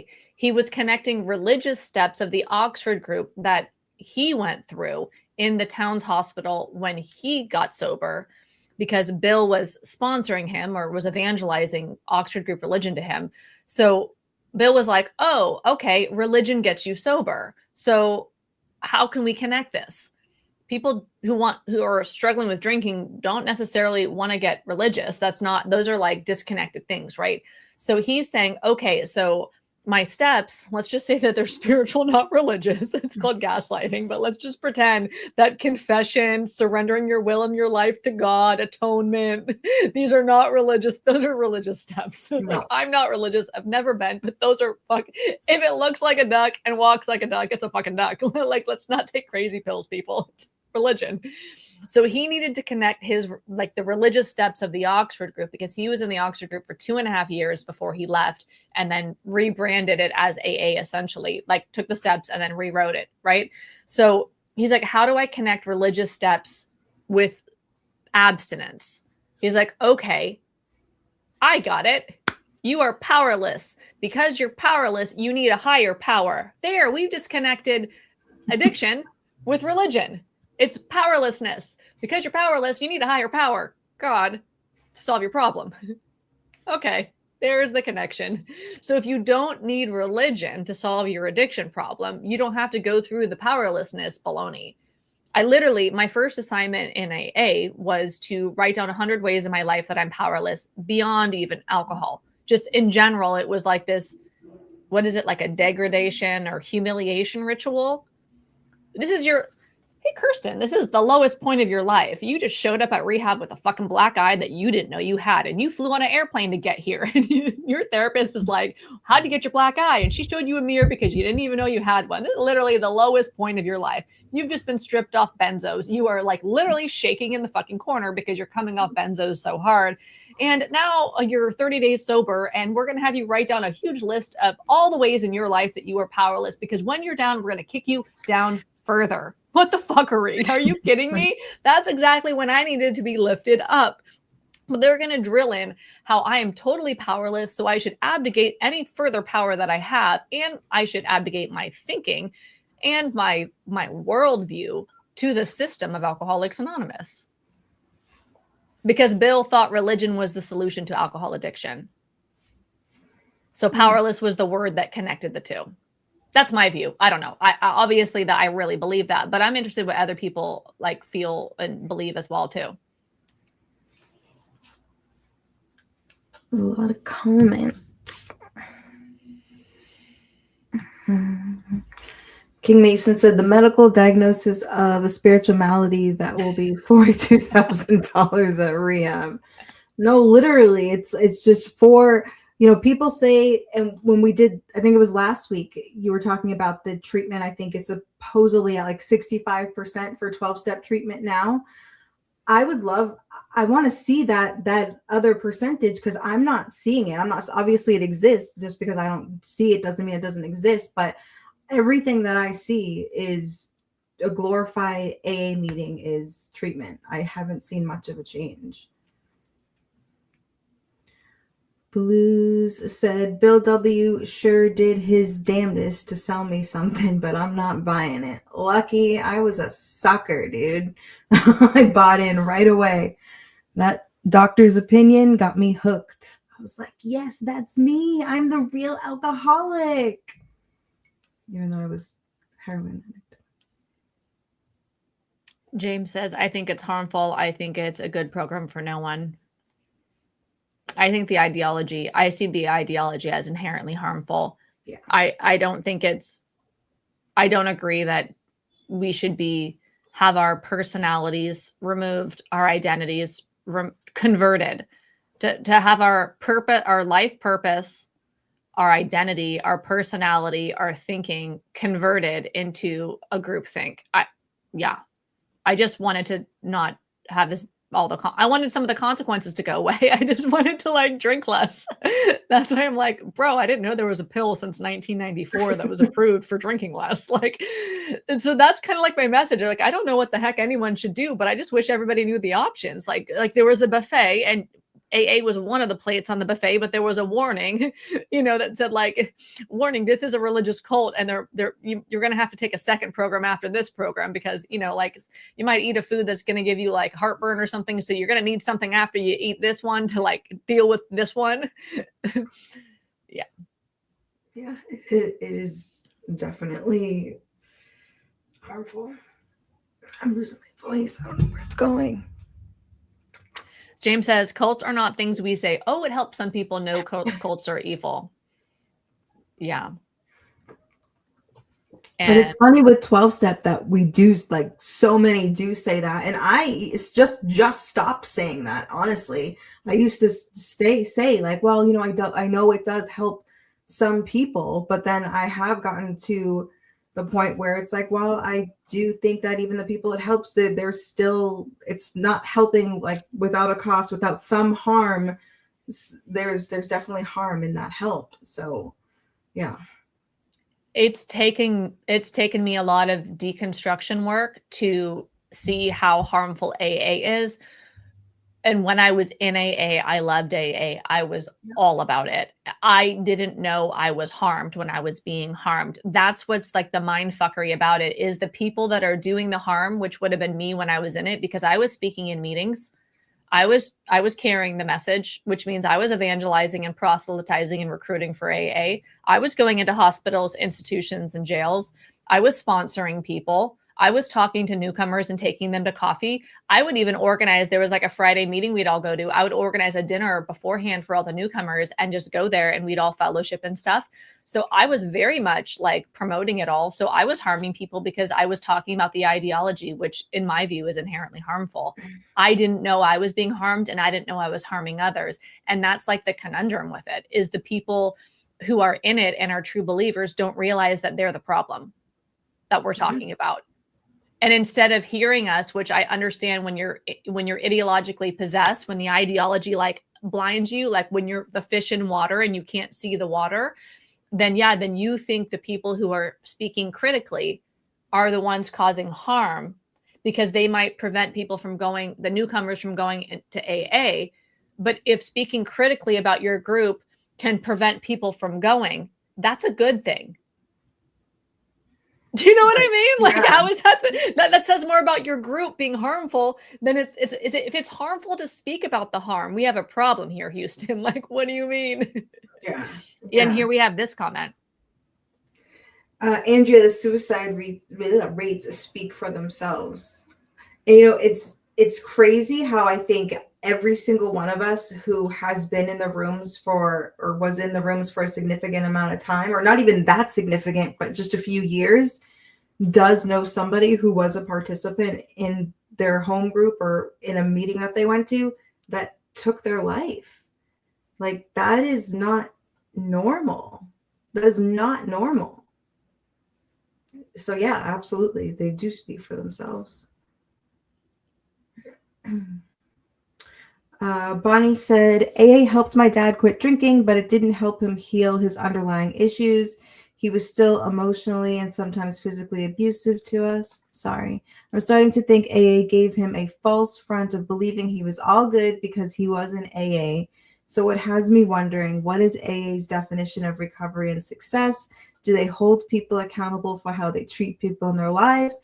Or do they just police people for drinking or using meds? One of the things that I say all the time is that sobriety has, like, people will tell their sobriety date like it really means something, but you could have 32 years sober and still be the biggest piece of shit that's walking this earth. Like, it has nothing to do with who you are as a person. And I think, in my experience, I know a lot of people have different experiences, but for me, in the rooms that I was in, no, the amount of time that you had, and if you helped a lot of people get sober, meaning you sponsored a lot of people, you could be the biggest predator, the biggest piece of shit. But the fundamental thing that you were judged on was how many years you had and how many sponsees you had. The rest of it just went unnoticed because some are sicker than others. We all have character defects. We're all sick people trying to get better, all that shit. But you were put on a pedestal if you had time and sponsees, where I was, Totally. And so on that question, what's the definition of recovery and success? From my experience, I'd say it's usually abstinence. Abstinence is what they mean. It's binary on if you're successful or not. And then when they want to take it further, but literally it's just straight binary, abstinence or not, and then it's how long have you been abstinent? How many days have you collected in a row of not drinking? And then the second thing they might talk about is emotional sobriety, which gets more into the 12 and 12, like 15 years after the big book came out, the 12 and 12 came out, right?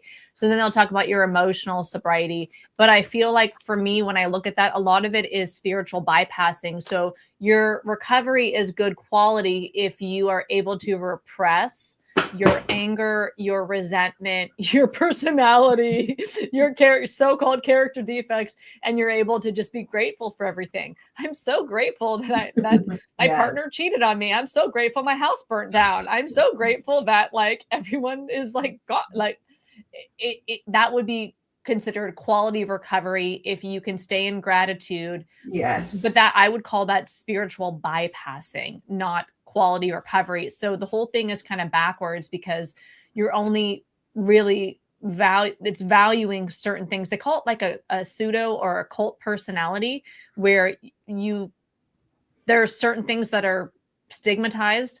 And what's so obvious about it too is that obviously I know this because I was in AA for a decade, right? And then I left and deprogrammed and left in 2020. But the words that people use to try to insult me, the people who are in AA ideology in the comments, I'm like, these aren't insults. Like you're literally just showing me your limited view of the world. Like you're how you emotionally repress yourself. So I get called angry, bitter, resentful.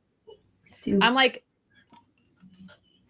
I'm going to be all the feelings, bro, because I'm a fucking human. Have you like noticed? Like I'm a human out here. Like I'm going to be angry, bitter, and resentful along with joyful, loving, grateful, along with all of the feelings, because that's the nature of being a human. Like if you want me to be less of a human, or if you want to insult me for my humanity, like it's not all that makes me think is you're repressed emotionally. It doesn't feel like an insult to me. First of all, I'm not speaking critically about AA because I'm angry, bitter, or resentful. Although I'm happy to be those feelings if that's true. And as they arise, I'm going to embrace them. But a lot of the time, right? Not perfect over here. But no, I'm speaking critically about AA because there's not many resources out there for people like us who leave. And for me, leaving AA was probably the hardest thing that I've ever done in my life. It was hands down harder than getting sober. There was no love bombing. There was no welcoming committee. There was no path to God. There was no promise of like getting rocketed into a new dimension of existence. There was nothing. It was crickets. It was hard. It was a lonely time. And I don't want that for anybody. So I am putting my neck out there to create resources for people so that they don't have to have it, hopefully, as black hole-ish as I did, right? It's not because I'm bitter. It's not because I'm angry. It's not because I'm resentful. Part of it might be because I still have a little bit of AA ideology in my head saying that I'm supposed to help people. Like I'm still deconstructing some of that baloney where I'm responsible for others. I'm not responsible for anybody. So I'm still looking at like, you know, how might I be recreating what AA conditioned me to do with the deprogramming world? And then is there a deprogramming available for me after this, right? So, but I'm going to be where I'm at in my journey. But no, I don't speak critically because I'm angry, bitter, or resentful, although I'm happy to be those things when I am. It's not an insult to grab a piece of my humanity and throw it at me. I'm like, next, try again. Or you're going to get drunk. I'm like, that's not an insult. Like what I wrote this morning on it, I was like, is this magical thinking? Because like, how can you predict the future? What are you saying? I don't even know you. Yeah, people have put on my thing like you're high, and I'm like, yep, sure am. You know what I mean? Not an insult. Nailed it.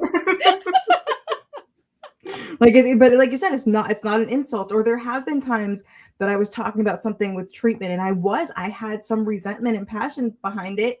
And like you said, I answered back. I said, yeah, I do have some resentment towards it. It's okay. It's okay to have these feelings towards things that are fucking horrific, you know?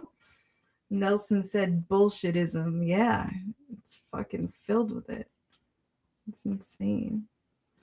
Natalie said, if I could go back to help my 20-year-old self, it would be to hand her treatment for trauma, not alcoholism. But that wasn't available in 1996. Of course, the 12-step treatment didn't work for me. I know.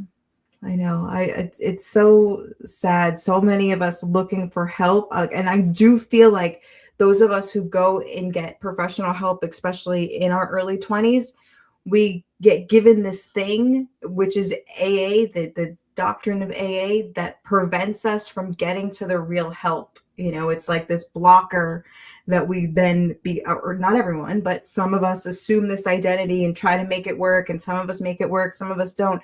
But we become all about the addict, all about the alcoholic, when we really need something else, right? It's really about something else. And that becomes, however long we're stuck in there, is preventing us from getting to where we need to go to heal. You know, it's really fucking sad. Kate says, I don't think Bill ever said it was a spiritual, not religious. He just said you can pick your own God. Totally. A lot of the thought-stopping cliches, slogans, or propaganda came about after, like, from the culture. I would say they were birthed through just what's heard in the rooms. He probably didn't say there's a disease in the parking lot doing push-ups, right? Like, he might not have said your best thinking got you here, right? These are things that just like picked up and spread like wildfire throughout the rooms. Yeah, you can pick your own God 100%, because he wanted it to be more universal. He didn't want to offend the religions. So he kind of opened it up in his way. But, you know, it's funny. Like, am I going to start like reading the book with a deprogramming lens and being able to quote it? I don't know. But I do know on one page, I found it on the page. It's page 77 at the top of 77 in the big book of Alcoholics Anonymous. It says, our real purpose is to fit ourselves to be of maximum service to God. That's right, Bill. Sounds like a fucking religion.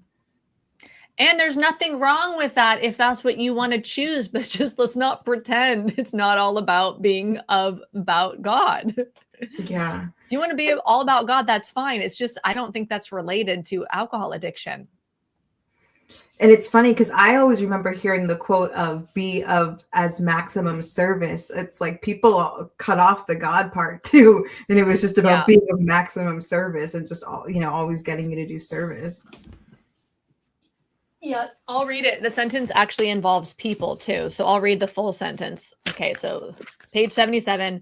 Our real purpose is to fit ourselves to be of maximum service to God and the people about us. That's what the big book says. And my sponsor had me highlight it. Oh, I bet she did. They love that one. Sure did. Sure did. I love it when you say that. Burnie-isms. That's funny. James said, I always knew AA and alcoholism was bullshit. Well, you were ahead of the game because I sure didn't. Sure didn't. Sure didn't. It's incredibly abusive to call someone a dry drunk. My dad called me that once. And this guy who acts like all my problems are from alcohol. Oh, yeah. Once you get to the label that you are an alcoholic or an addict, everything in your personality, everything about you is that. It's so annoying. And even your family members, everyone is conditioned to look at you. Society is conditioned to look at you as the addict, the alcoholic. Like you're just othered, you know? Yeah. Plus, it's great branding. You know, Bill was a genius salesman, in my opinion, because he also was like building AA right when, you know, there was a huge push in propaganda. So he wrote the big book in 1938. Started writing it in the end of 1937, I think, or had the idea, and then wrote it in 1938. So in 1920s, the end of the 1920s is when Hitler was in jail and wrote Mein Kampf, which is all about propaganda, and then got out and then started leading the Germans, obviously, through a lot of propaganda campaigns and stuff like that. So what was happening in the world at that time was just this awareness and things being written about how to control the masses and stuff. And so I don't know what Bill used in order to influence his sales techniques. I know he partnered with some people who were like superstar sales people in order to write the big book. And I know that he was a door-to-door salesman. I mean, he specifically went, this is what I heard when I went to Bill, when I was a true believer and I went to Bill Wilson's house, Stepping Stones in New York. The trusted servant there, the free laborer who was giving the tour, said that Bill Wilson was a door-to-door salesman and specifically knocked on Lois's, his future wife, right? On her dad's house. He was like very wealthy to sell him something because he was trying to like get it in with Lois or something like that. So yeah, he was a salesman. He was selling us on his ideas. Where did that quote, which one was I replying to? Oh, dry drunk. It's incredibly abusive to say someone's a dry drunk. So what one of his genius things, or one of the genius ways that they brand and market AA essentially, is they take these conditions like we talked about, restless, irritable, and discontented, and brand that as untreated alcoholism, and then sell the cure to that untreated alcoholism, which is the 12-step program, right? So you take normal human conditionings, restless, irritable, discontented. Some of us might be feeling some of that right now. Most of us feel those things within any given month, right? Just like we're going to feel angry, bitter, and resentful with any given month. We're going to feel all the fucking human things. So we're not pathologizing us. Don't pathologize us. It's called being a human. Yes. Times are good. Times are bad. Go fuck yourself. I mean, come on. Okay. So, but to brand, having a hard time at life, or, struggling emotionally, or being an asshole as dry drunk. And then, so the solution to this dry drunk is obviously to work your 12-step program, right? Yes. So he's branding like unresolved trauma, essentially. So what I think dry drunk is pointing to, because it points to real stuff. When they say allergy, when they say fatal progressive disease, when they say dry drunk, they're not just totally crazy. They're pointing to real phenomenon, and they're just labeling it something. They're guessing. They're having an idea about a phenomenon. The problem is they kind of present it as if it's like a medical fact. Or yes. People interpret it as if it's like a medical or an addiction reality. So the dry drunk, in my mind, what I think it is it's a dysregulated nervous system. It's somebody who has unresolved trauma in their nervous system and they're dysregulated. It could be unacknowledged or, unsupported neurodivergence. Yeah. Maybe it's ADHD. Maybe that's making them their impulse control different, or their executive functioning being different, or whatever. Or maybe it's a so-called personality disorder. I don't really like that term. Or maybe it's something going on with their mental health or their personality or their nervous system. But it's all labeled as dry drunk. And then Bill's selling the solution. The cure to this dry drunk is to work the steps harder, be rigorously honest, make all of your amends. Did you confess? Did you do your nightly inventory? Did you do your gratitude list? It's like, no, bro. Like I'm literally in fight or flight. I'm in chronic stress in my nervous system because I haven't resolved my trauma yet, but you call it dry drunk. And the solution to dry drunk is what? To go to a church basement and be rigorously honest, hold hands, say the Lord's Prayer, like all the things. Work the steps, baby. Work the steps.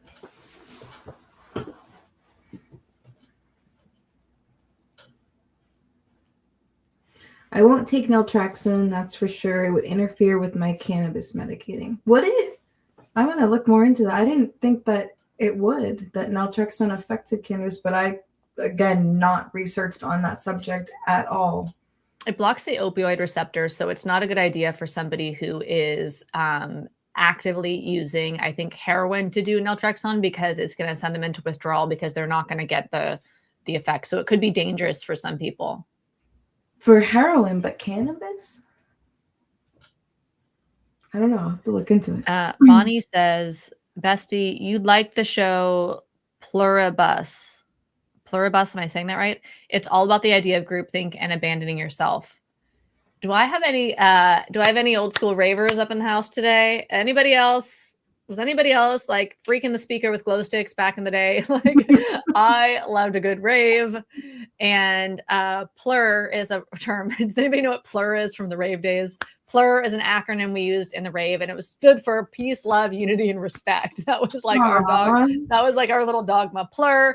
And you'd be like plur, plur. And it was kind of like a joke. Like we kind of made fun of it, but it was also kind of like the vibes, peace, love, unity, respect. So I'm going to write this down though, in all seriousness, because I'm going to check this out, Bonnie. I always love recommendations, and I learned so much from the comments. So I always appreciate recommendations for books, for where my thinking is inaccurate, or for shows or whatever. Pluribus. And that is a show. Okay. I'm going to look that up. Thank you. Yeah, I was just reading here. So this is just a quick Google search. I'm going to look into it more and then I'll report back. But yeah, combining naltrexone and cannabis can be complex and potentially problematic due to their interaction within the body's reward systems. The effects vary depending on the dosage and whether the individual is a chronic or intermittent cannabis user. So definitely something for me to look into. So thank you for that, James. I think your camera popped out. Oh. Bub says, love this channel. After about a few weeks of AA, I was like, what the hell is this? regarding you're not powerless is very true. You are powerful over your own sobriety. Yes, we are very powerful, and that should not be anyone who's telling you you're not powerful is trying to control you, is kind of how I think about it. Now, of course, that's not like an absolute, right? I try to steer clear of absolutes, but it's kind of giving, I want to control you. Yeah, I don't know what happened to my camera. It's weird. Kate says, like in church, if you do bad shit while you're in AA, you are absolved by God. Yes, just make your amends and pray about it. Pray for them. If they made you mad, pray for them. Yeah, I don't know. You kind of look blurry and frozen. So I don't know. Yeah, I'm not sure. I'm not sure. Yeah, no idea. Oh, I don't know what I just did. Maybe there's a button that'll like, did you pause yourself? Maybe there's like a pause you hit or something. Let's see. I guess I'm just audio. Sorry, because I don't know what's going on. I'm hitting all the things. So we have Bubba Pug says, I also think one of the indoctrination techniques of AA is 12 steps to make someone more subservient. It can be broken down into way fewer steps. Yeah. Hey, Tara, I noticed that you went dark when you went on your phone. So I'm wondering if you did something on your phone, because I know you're streaming to your accounts too. I don't know. Yeah, I don't know. Yeah, I have no idea. Okay, I'm removing you and then I'm adding you to the stage. Did that work? Can you hear me? I can hear you. Now I see nothing but a black dot. Yeah, I can remove you and I can add you. Sorry for the technical difficulties here, guys. Do you want to like pop all the way out and then come back in? Yeah, let me try that. Let's see, and I'll continue. I would love to see someone or a large contingent of us set up a table outside international and state conventions with a big sign saying alcoholism is not a disease. Prove me wrong. John, that's hilarious. Totally. I definitely don't have the desire to go speak deconstruction stuff around AAs, but everyone's got to trust their own path and what they feel inspired to do. And then welcome back, Bestie, Burnie. Welcome back, Burnie. Burnie in the house, burning down the house.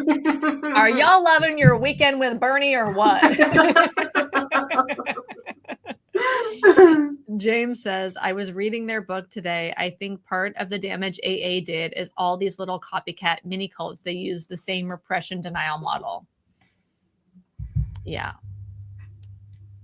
Let's see. Yeah, the amount of alternate 12-step groups there are for like overeaters, like gamble. There's so many different ones. It's terrifying. Lindsay said, hi, Lindsay. When I started speaking out about my own experience and how I use cannabis in recovery, someone who is higher up in the recovery community messaged me and told me they still drink bourbon occasionally, but in their outer world, they are repping NA like it's God, and that confused me even more. How can you back something like that and not practice what you preach? I wonder how many others do the same thing. Dude, the amount of messages that I get from people who work in the field and say, I agree with your message, I do XYZ, but I can't say anything because I will lose my job. And I don't want to be like, well, I mean, they have to pay their bills, right? So I totally understand. But I did it when I did a speech in Revere in September. I said, I don't want to start anything, but I guarantee you there are people here who do drink occasionally, smoke weed sometimes, and none of us know about it because they feel like they can't be honest about it. The rooms is filled with people like that and just recovery community, the recovery industry, but people don't say anything because of all the stigma, honestly. It's insane. Yeah. Kate says, Bill is not proud of members making doorknobs their higher power. Yeah. I think if you're religious, or if you take the religious part of AA, the religion of AA, because it's not a part, it's the thing. Yeah. Seriously, like you're conscious that it's religion, you're into the religion. I think that would be offensive that somebody is. And also it's kind of bananas turning your will and your life over to a doorknob. Like it's just like, it's just like gaslighting, pretending that it's not God by calling it a doorknob when it's really all about surrender. And nobody's going to surrender to a fucking doorknob like that. I mean, it just doesn't even make any sense, but they're just trying to make it an easier reach for people. Because a lot of us, most of us, I would say, don't want religion when we just want the bad stuff to stop happening when we're drinking or using or whatever. We don't actually want religion. We want the problems to stop. We don't even want to stop using, most of us, or drinking. I didn't want to stop drinking. I just was like, I knew I was about to die. I was like, I didn't want to die. So for me, I wasn't even choosing sobriety. I was choosing to live. And choosing to live meant that I had to stop drinking. That's what it felt like at that time. Although I didn't know about Sinclair method. And ideally, I would have started Sinclair method, like naltrexone, 10 years before I actually ended up getting sober, because then I could have gone on a different trajectory with my life. But yeah, the idea of the doorknob, I mean, it's either offensive or laughable or somewhere in between, depending upon your perspective. Yeah, because even the groups that I belong to, like DAA, we would call being able to make the doorknob your higher power, we would call that AA light, or people who weren't really working the program. So I would say it definitely depends on the group that you're in that would even accept making a doorknob their higher power. That's AA light, bro. You guys aren't working the real program. Kingman said AA is wordism, an A dictation. And am I saying that? I parse the roots. Addiction. Yeah, Kings Mason, I've seen some of your other comments where you say like AA isn't anything to leave. It's like a language or it's words or something like that. Forgive me if I'm not exactly quoting your comments right. And I've thought a lot about that. And like, yes, AA is a place. Technically, there's meetings and stuff, but really the ideology lives in our head. Really, our thoughts get reformed by AA. And I've really taken what your comments have been to heart and really like contemplated what I think about it. And when the people who seem to be in 12-step ideology and they kind of troll the comments, right? When they say AA is not a cult, because someone said like 2 days ago, they're like, there's not like a tunnel that like, they don't like trap you underground in a tunnel. It's not a cult. And I'm like, I don't really know of any cult. Cults typically don't use tunnels to trap their people. They use words. Like, it wasn't like Charlie Manson had a gun at the ladies' heads. It wasn't like Jim Jones like had, you know what I mean? They use words to get you in. So it is a language in your brain. It is the words. It's the words are the control. And then the words are repeated like the slogans, like it works if you work it, it works if you work it, and you're worth it. And, and it sucks if you don't, or whatever. Like whatever you like, you hold the hands and you chant as you bang your hands up and down right after you did the Lord's Prayer, but it's not a religion. Not at all. And it's not a cult, but yeah, it's definitely the words are how we get controlled. Yeah. And it like normalizes it because you just hear it repeatedly. So it just like, yep, that makes sense. Mm-hmm. Oh, I'm behind on the comments. Sorry, guys. Nelson saying Tara's being haunted by Bill's spirit. Were you having a Ouija when you went dark? Were you having a Ouija board moment? Were you in Bill's spook room over there, channeling the higher power? Bill's higher power. Is Bill's ghost your higher power? Billy. That's so funny. Hey, do you guys like, I'm asking you specifically who is watching right now, whether you're watching live or whether you're watching the replay, do you like when we do these with a specific topic? Like we were looking at powerlessness today. And for me, then I look at some of the books and I want to read you guys a little bit about whatever the topic is or whatever. And then we look at our own experience and we ask you questions. Or did you like the very first ones we did where we were just doing Q&As and we just kind of showed up and was like, what's up? What's on your mind right now? And we just literally went through the comments and answered and had a conversation that was strictly on the comments. So do you prefer a theme, like a topic for the Burnie and Bestie Live, or do you prefer like a Q&A style? I'm just curious because I'm having fun. It's a vibe for me, but I also, obviously we're creating this for you as well. This is about all of us. Getting hot. Lindsay says, it works if you work it, you die if you don't. And we got Billy Badass. And Kate says, the difference between AA and NA is that in one, you are powerless over substance, and the other over your behavior. It's deeper and darker. What's up, Blue Butterfly? I like you two having a topic. Okay.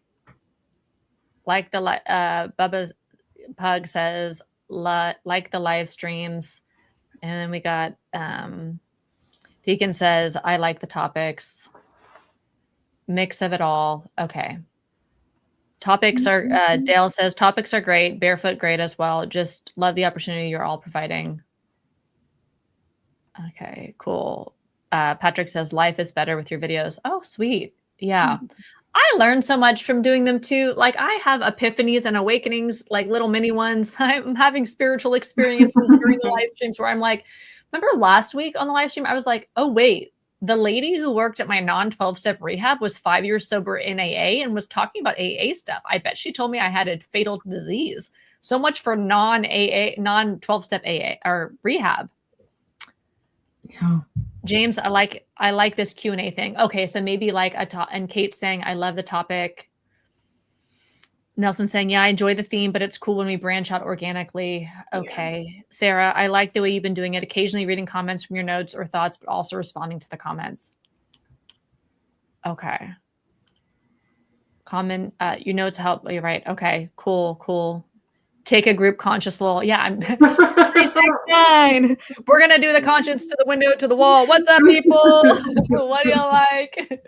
What do you want more? I'm gonna keep coming back. Thanks. Yeah. Okay, cool. So I think that means like topics are good with the engaging with the comments as well. Yeah. That's my feel on this. James says realizing AA is bullshit, and that I was indoctrinated into a cult since childhood has been the best step in my own personal recovery. Sure is. Yes. Yeah. When I think about deconstruction, like it's so liberating. It's like one of the most liberating journeys we can go on, especially as somebody who was like a former true believer in AA cult religion. The deconstruction journey is so I mean, for me, there's been a lot to unpack, but it's also so self-motivating because I keep unlocking more freedom for myself in my mind, in my life, in my emotions, and all of it, that it's just like, I just want to keep going and then at some point, everything has a lifespan. At some point, I'll feel like I'm good. Just like at some point I was done recovering from alcohol or anything, right? And I just feel like it's so liberating. And so for me, it's like a really exciting journey to be on in that sense. Yeah, it is. It is definitely liberating. That is the word, you know. It's like a whole new world. And every time I think I'm done and like, okay, I got this, then something else opens up and I'm like, David said, I like the topics, makes me feel like I'm at an A. Don't say that. Makes me feel like I'm at an AA meeting. Only I like your topics way better. It's funny. A lot of the commenters that I've been getting seem to think that like maybe I'm just one rogue person who left AA and had a bad experience and then is bitter, angry, and resentful. Therefore, I'm talking about it on the internet. And I'm like, the reality is, if we think about statistics, if AA works for about 5% of the people, like if we think about a couple years, right? That means about 95% of the people who walk in the door of AA bounce. We are not the minority out here. Out here is the majority. People leave AA. That's the minority group. It's just that a lot of us stay anonymous, stay silent, don't say a thing. And some of the people leave and don't realize that there's a deprogramming journey on option for them, or that they already even are programmed, or maybe they weren't in as deep as somebody like me who pops out was like, wait, that was all bullshit. What the fuck? So we are in the majority. I mean, not like it matters, but really that was like something for me to realize. I was like, oh, wait, if 95% of the people bounce after a couple of years from AA, that means there's a lot of us out here. It's not that there's just a few people or there's one or two voices, which if you're in AA, it might seem that way. But yeah. So if you're just freshly leaving and you're thinking you're the only one, there's a lot of people in my DMs constantly. Most of them are happy that I'm speaking. Some of them are letting me know that I'm an asshole. Oh my God. I got this one yesterday. It was like, spirituality is love and you're filled with hate. What the fuck? And I was like, bro, if you know what spirituality is, then why the heck are you telling a stranger, projecting hate onto a stranger? Like, where's your love, pal? Like, what do you mean? Yeah, it's insane. It's funny that you say that though, because I remember, because I was, like I said, I was deprogramming as I went. And that used to be something I used to say all the time, was like, we are the majority, like we're not the minority. That was like a big, just you saying that, it clicked for me, because that was something I said all the time. It was a big thing for me in this journey, was realizing that I'm not part of this tiny bit of people who were part of the unfortunates. It's most of us, you know, and I think for me, that was to know that, like you said, it doesn't really matter, but to know the overwhelming amount of people that have also experienced this in some capacity was huge. Because we leave and it's like, I think I'm alone now. Yes. There doesn't any cults around. We're just not talking, and we're fucking traumatized. A lot of us are traumatized. Exit trauma is a thing. We're like, wait, what the fuck was all that? And then like, can I trust people? And I don't want any authority over me. And like, what do I think about spirituality and prayer? And like, it's a lot. It is a lot. Kate says the format is working, so work it if you're worth it. And Existential Chris says, let's invite our higher power by saying the third step prayer. God, I offer myself to thee. But yeah, God, I offer myself to thee, but it's not a religion. No. Remove me of the bondage of self. Someone's like, it's a self-help group. I'm like, no, now that I know the word that I can't pronounce, guys, you're going to watch me learn how to pronounce this word. Self-diminution. I think I said it right. Now that I know it's a self-diminution program, not a self-help program. We are abandoning self. I offer myself to thee, like relieve me of the bondage of self. No, I want to be myself. What do you mean? Build with me and do with me as thou wilt. There's some shit. Like, but it's not a religion. And you could have a doorknob relieve you of the bondage of self. Yeah, just keep turning the doorknob. Keep turning it over. Blue Butterfly says, hey, Burnie, are you doing a table somewhere soon?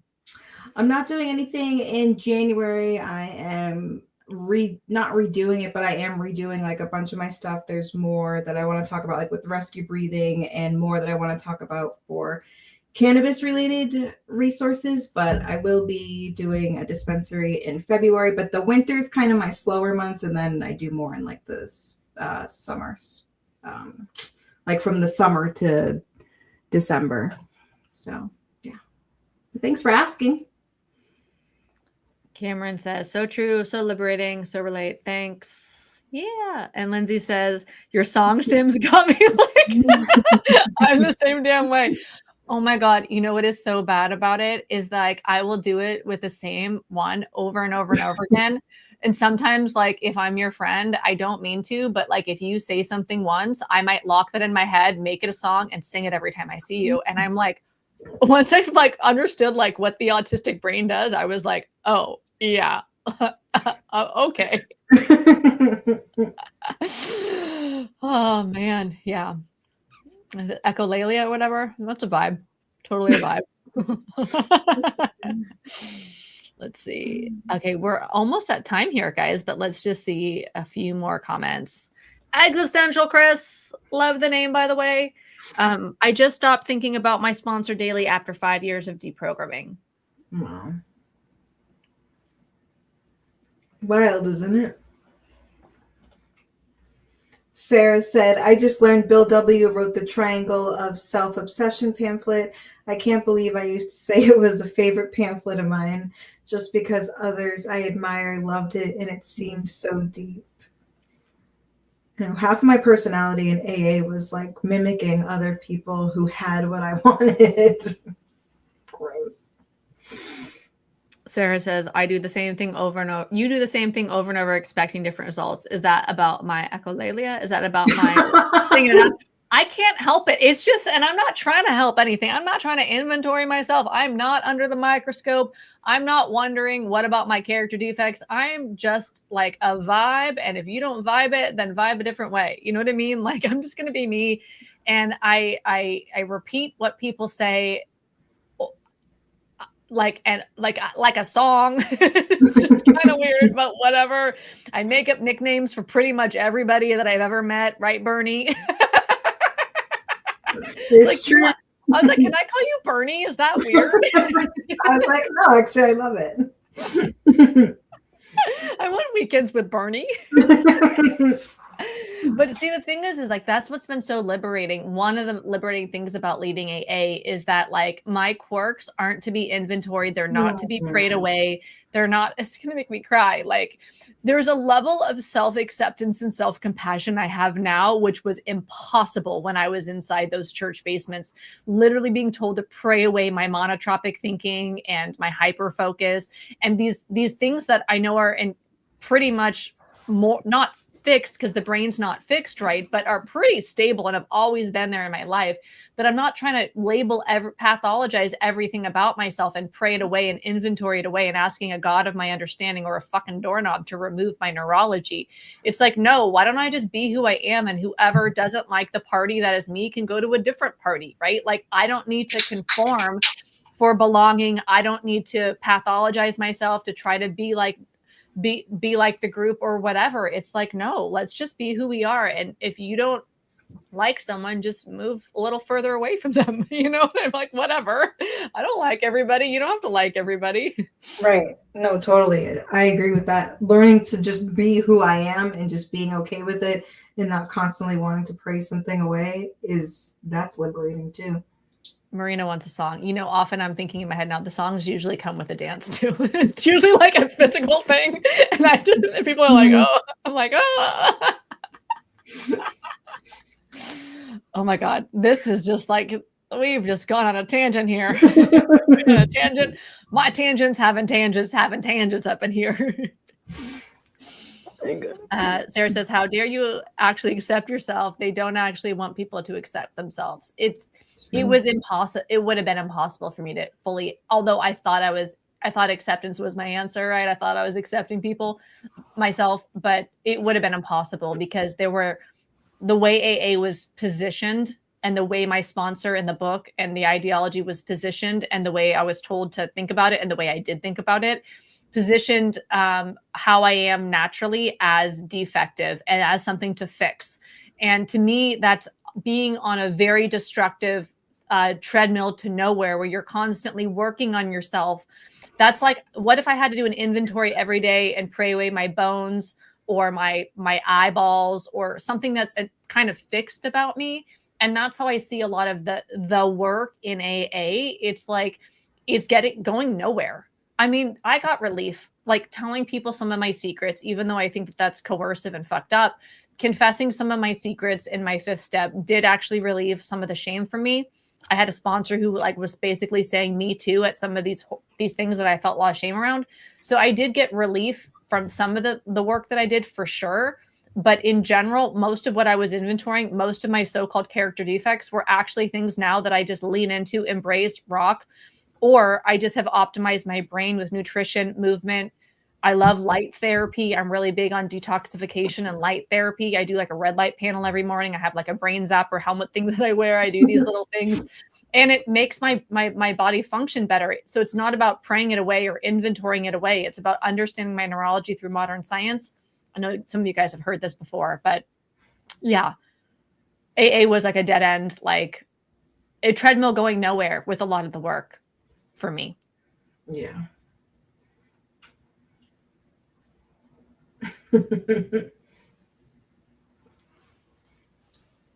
Oh, sorry. I'm like, you guys are so funny, said Sarah. Sorry, I have to pee. Nadine says authenticity and AA do not mix. Yes, but we think we're authentic in there, right? We think everyone's telling the truth in the in there. In the rooms. Sarah says, I once heard someone call sadness a defective character in a meeting. Yeah, bananas. Yes, I can imagine treating a medical condition with science. Totally. Okay, guys. This has been so much fun. Thank you for being on here. You're not a pickle. If you didn't hear the good word, you're not a pickle. No, sure not. Sure not. I love it. No pickle. This is the no pickle party. Pickle party. Oh, I love you guys. I'm literally about to pee my pants. This is not a pickle party, but it is a pee your pants party. Tara, go right ahead. You are powerful. Wait, you guys might hear me pee. Bye. Did she go? Is she going? All right, everybody. Well, thank you so much for being here today. It's been a pleasure. If you, we had all these, the pickle. Let's see. We can remove her. I am not a pickle. No vinegar up in here. Yeah, this is so funny. She pulled a Batman. The pickle party is coming to an end. It's a party of one at this moment with all y'all here. Let's see. And we have my doorknob told me to stop going to meetings and to get my shit together. You know, it's always good to have a doorknob of your understanding that's within reach. To have conscious contact with the doorknob. All right, everybody. Thank you so much for being here for Burnie and Bestie for the topic of powerlessness. Whether you're watching live or catching the replay, feel free to leave any recommended topics in the comments for upcoming live streams. It's always fun to vibe. And I like to do a little research so I can read some books with you so we can bring in some, you know, educated, like not just lived experience, but also some other people in the field who can share their thoughts on the topics that we pick. So let me know what topics you want to talk about. Sarah saying, please keep coming back, James. And Lindsay's saying, I'm just over here thinking about Pickle Rick. Yeah. Okay. All right. Bye, everybody. See you guys next time.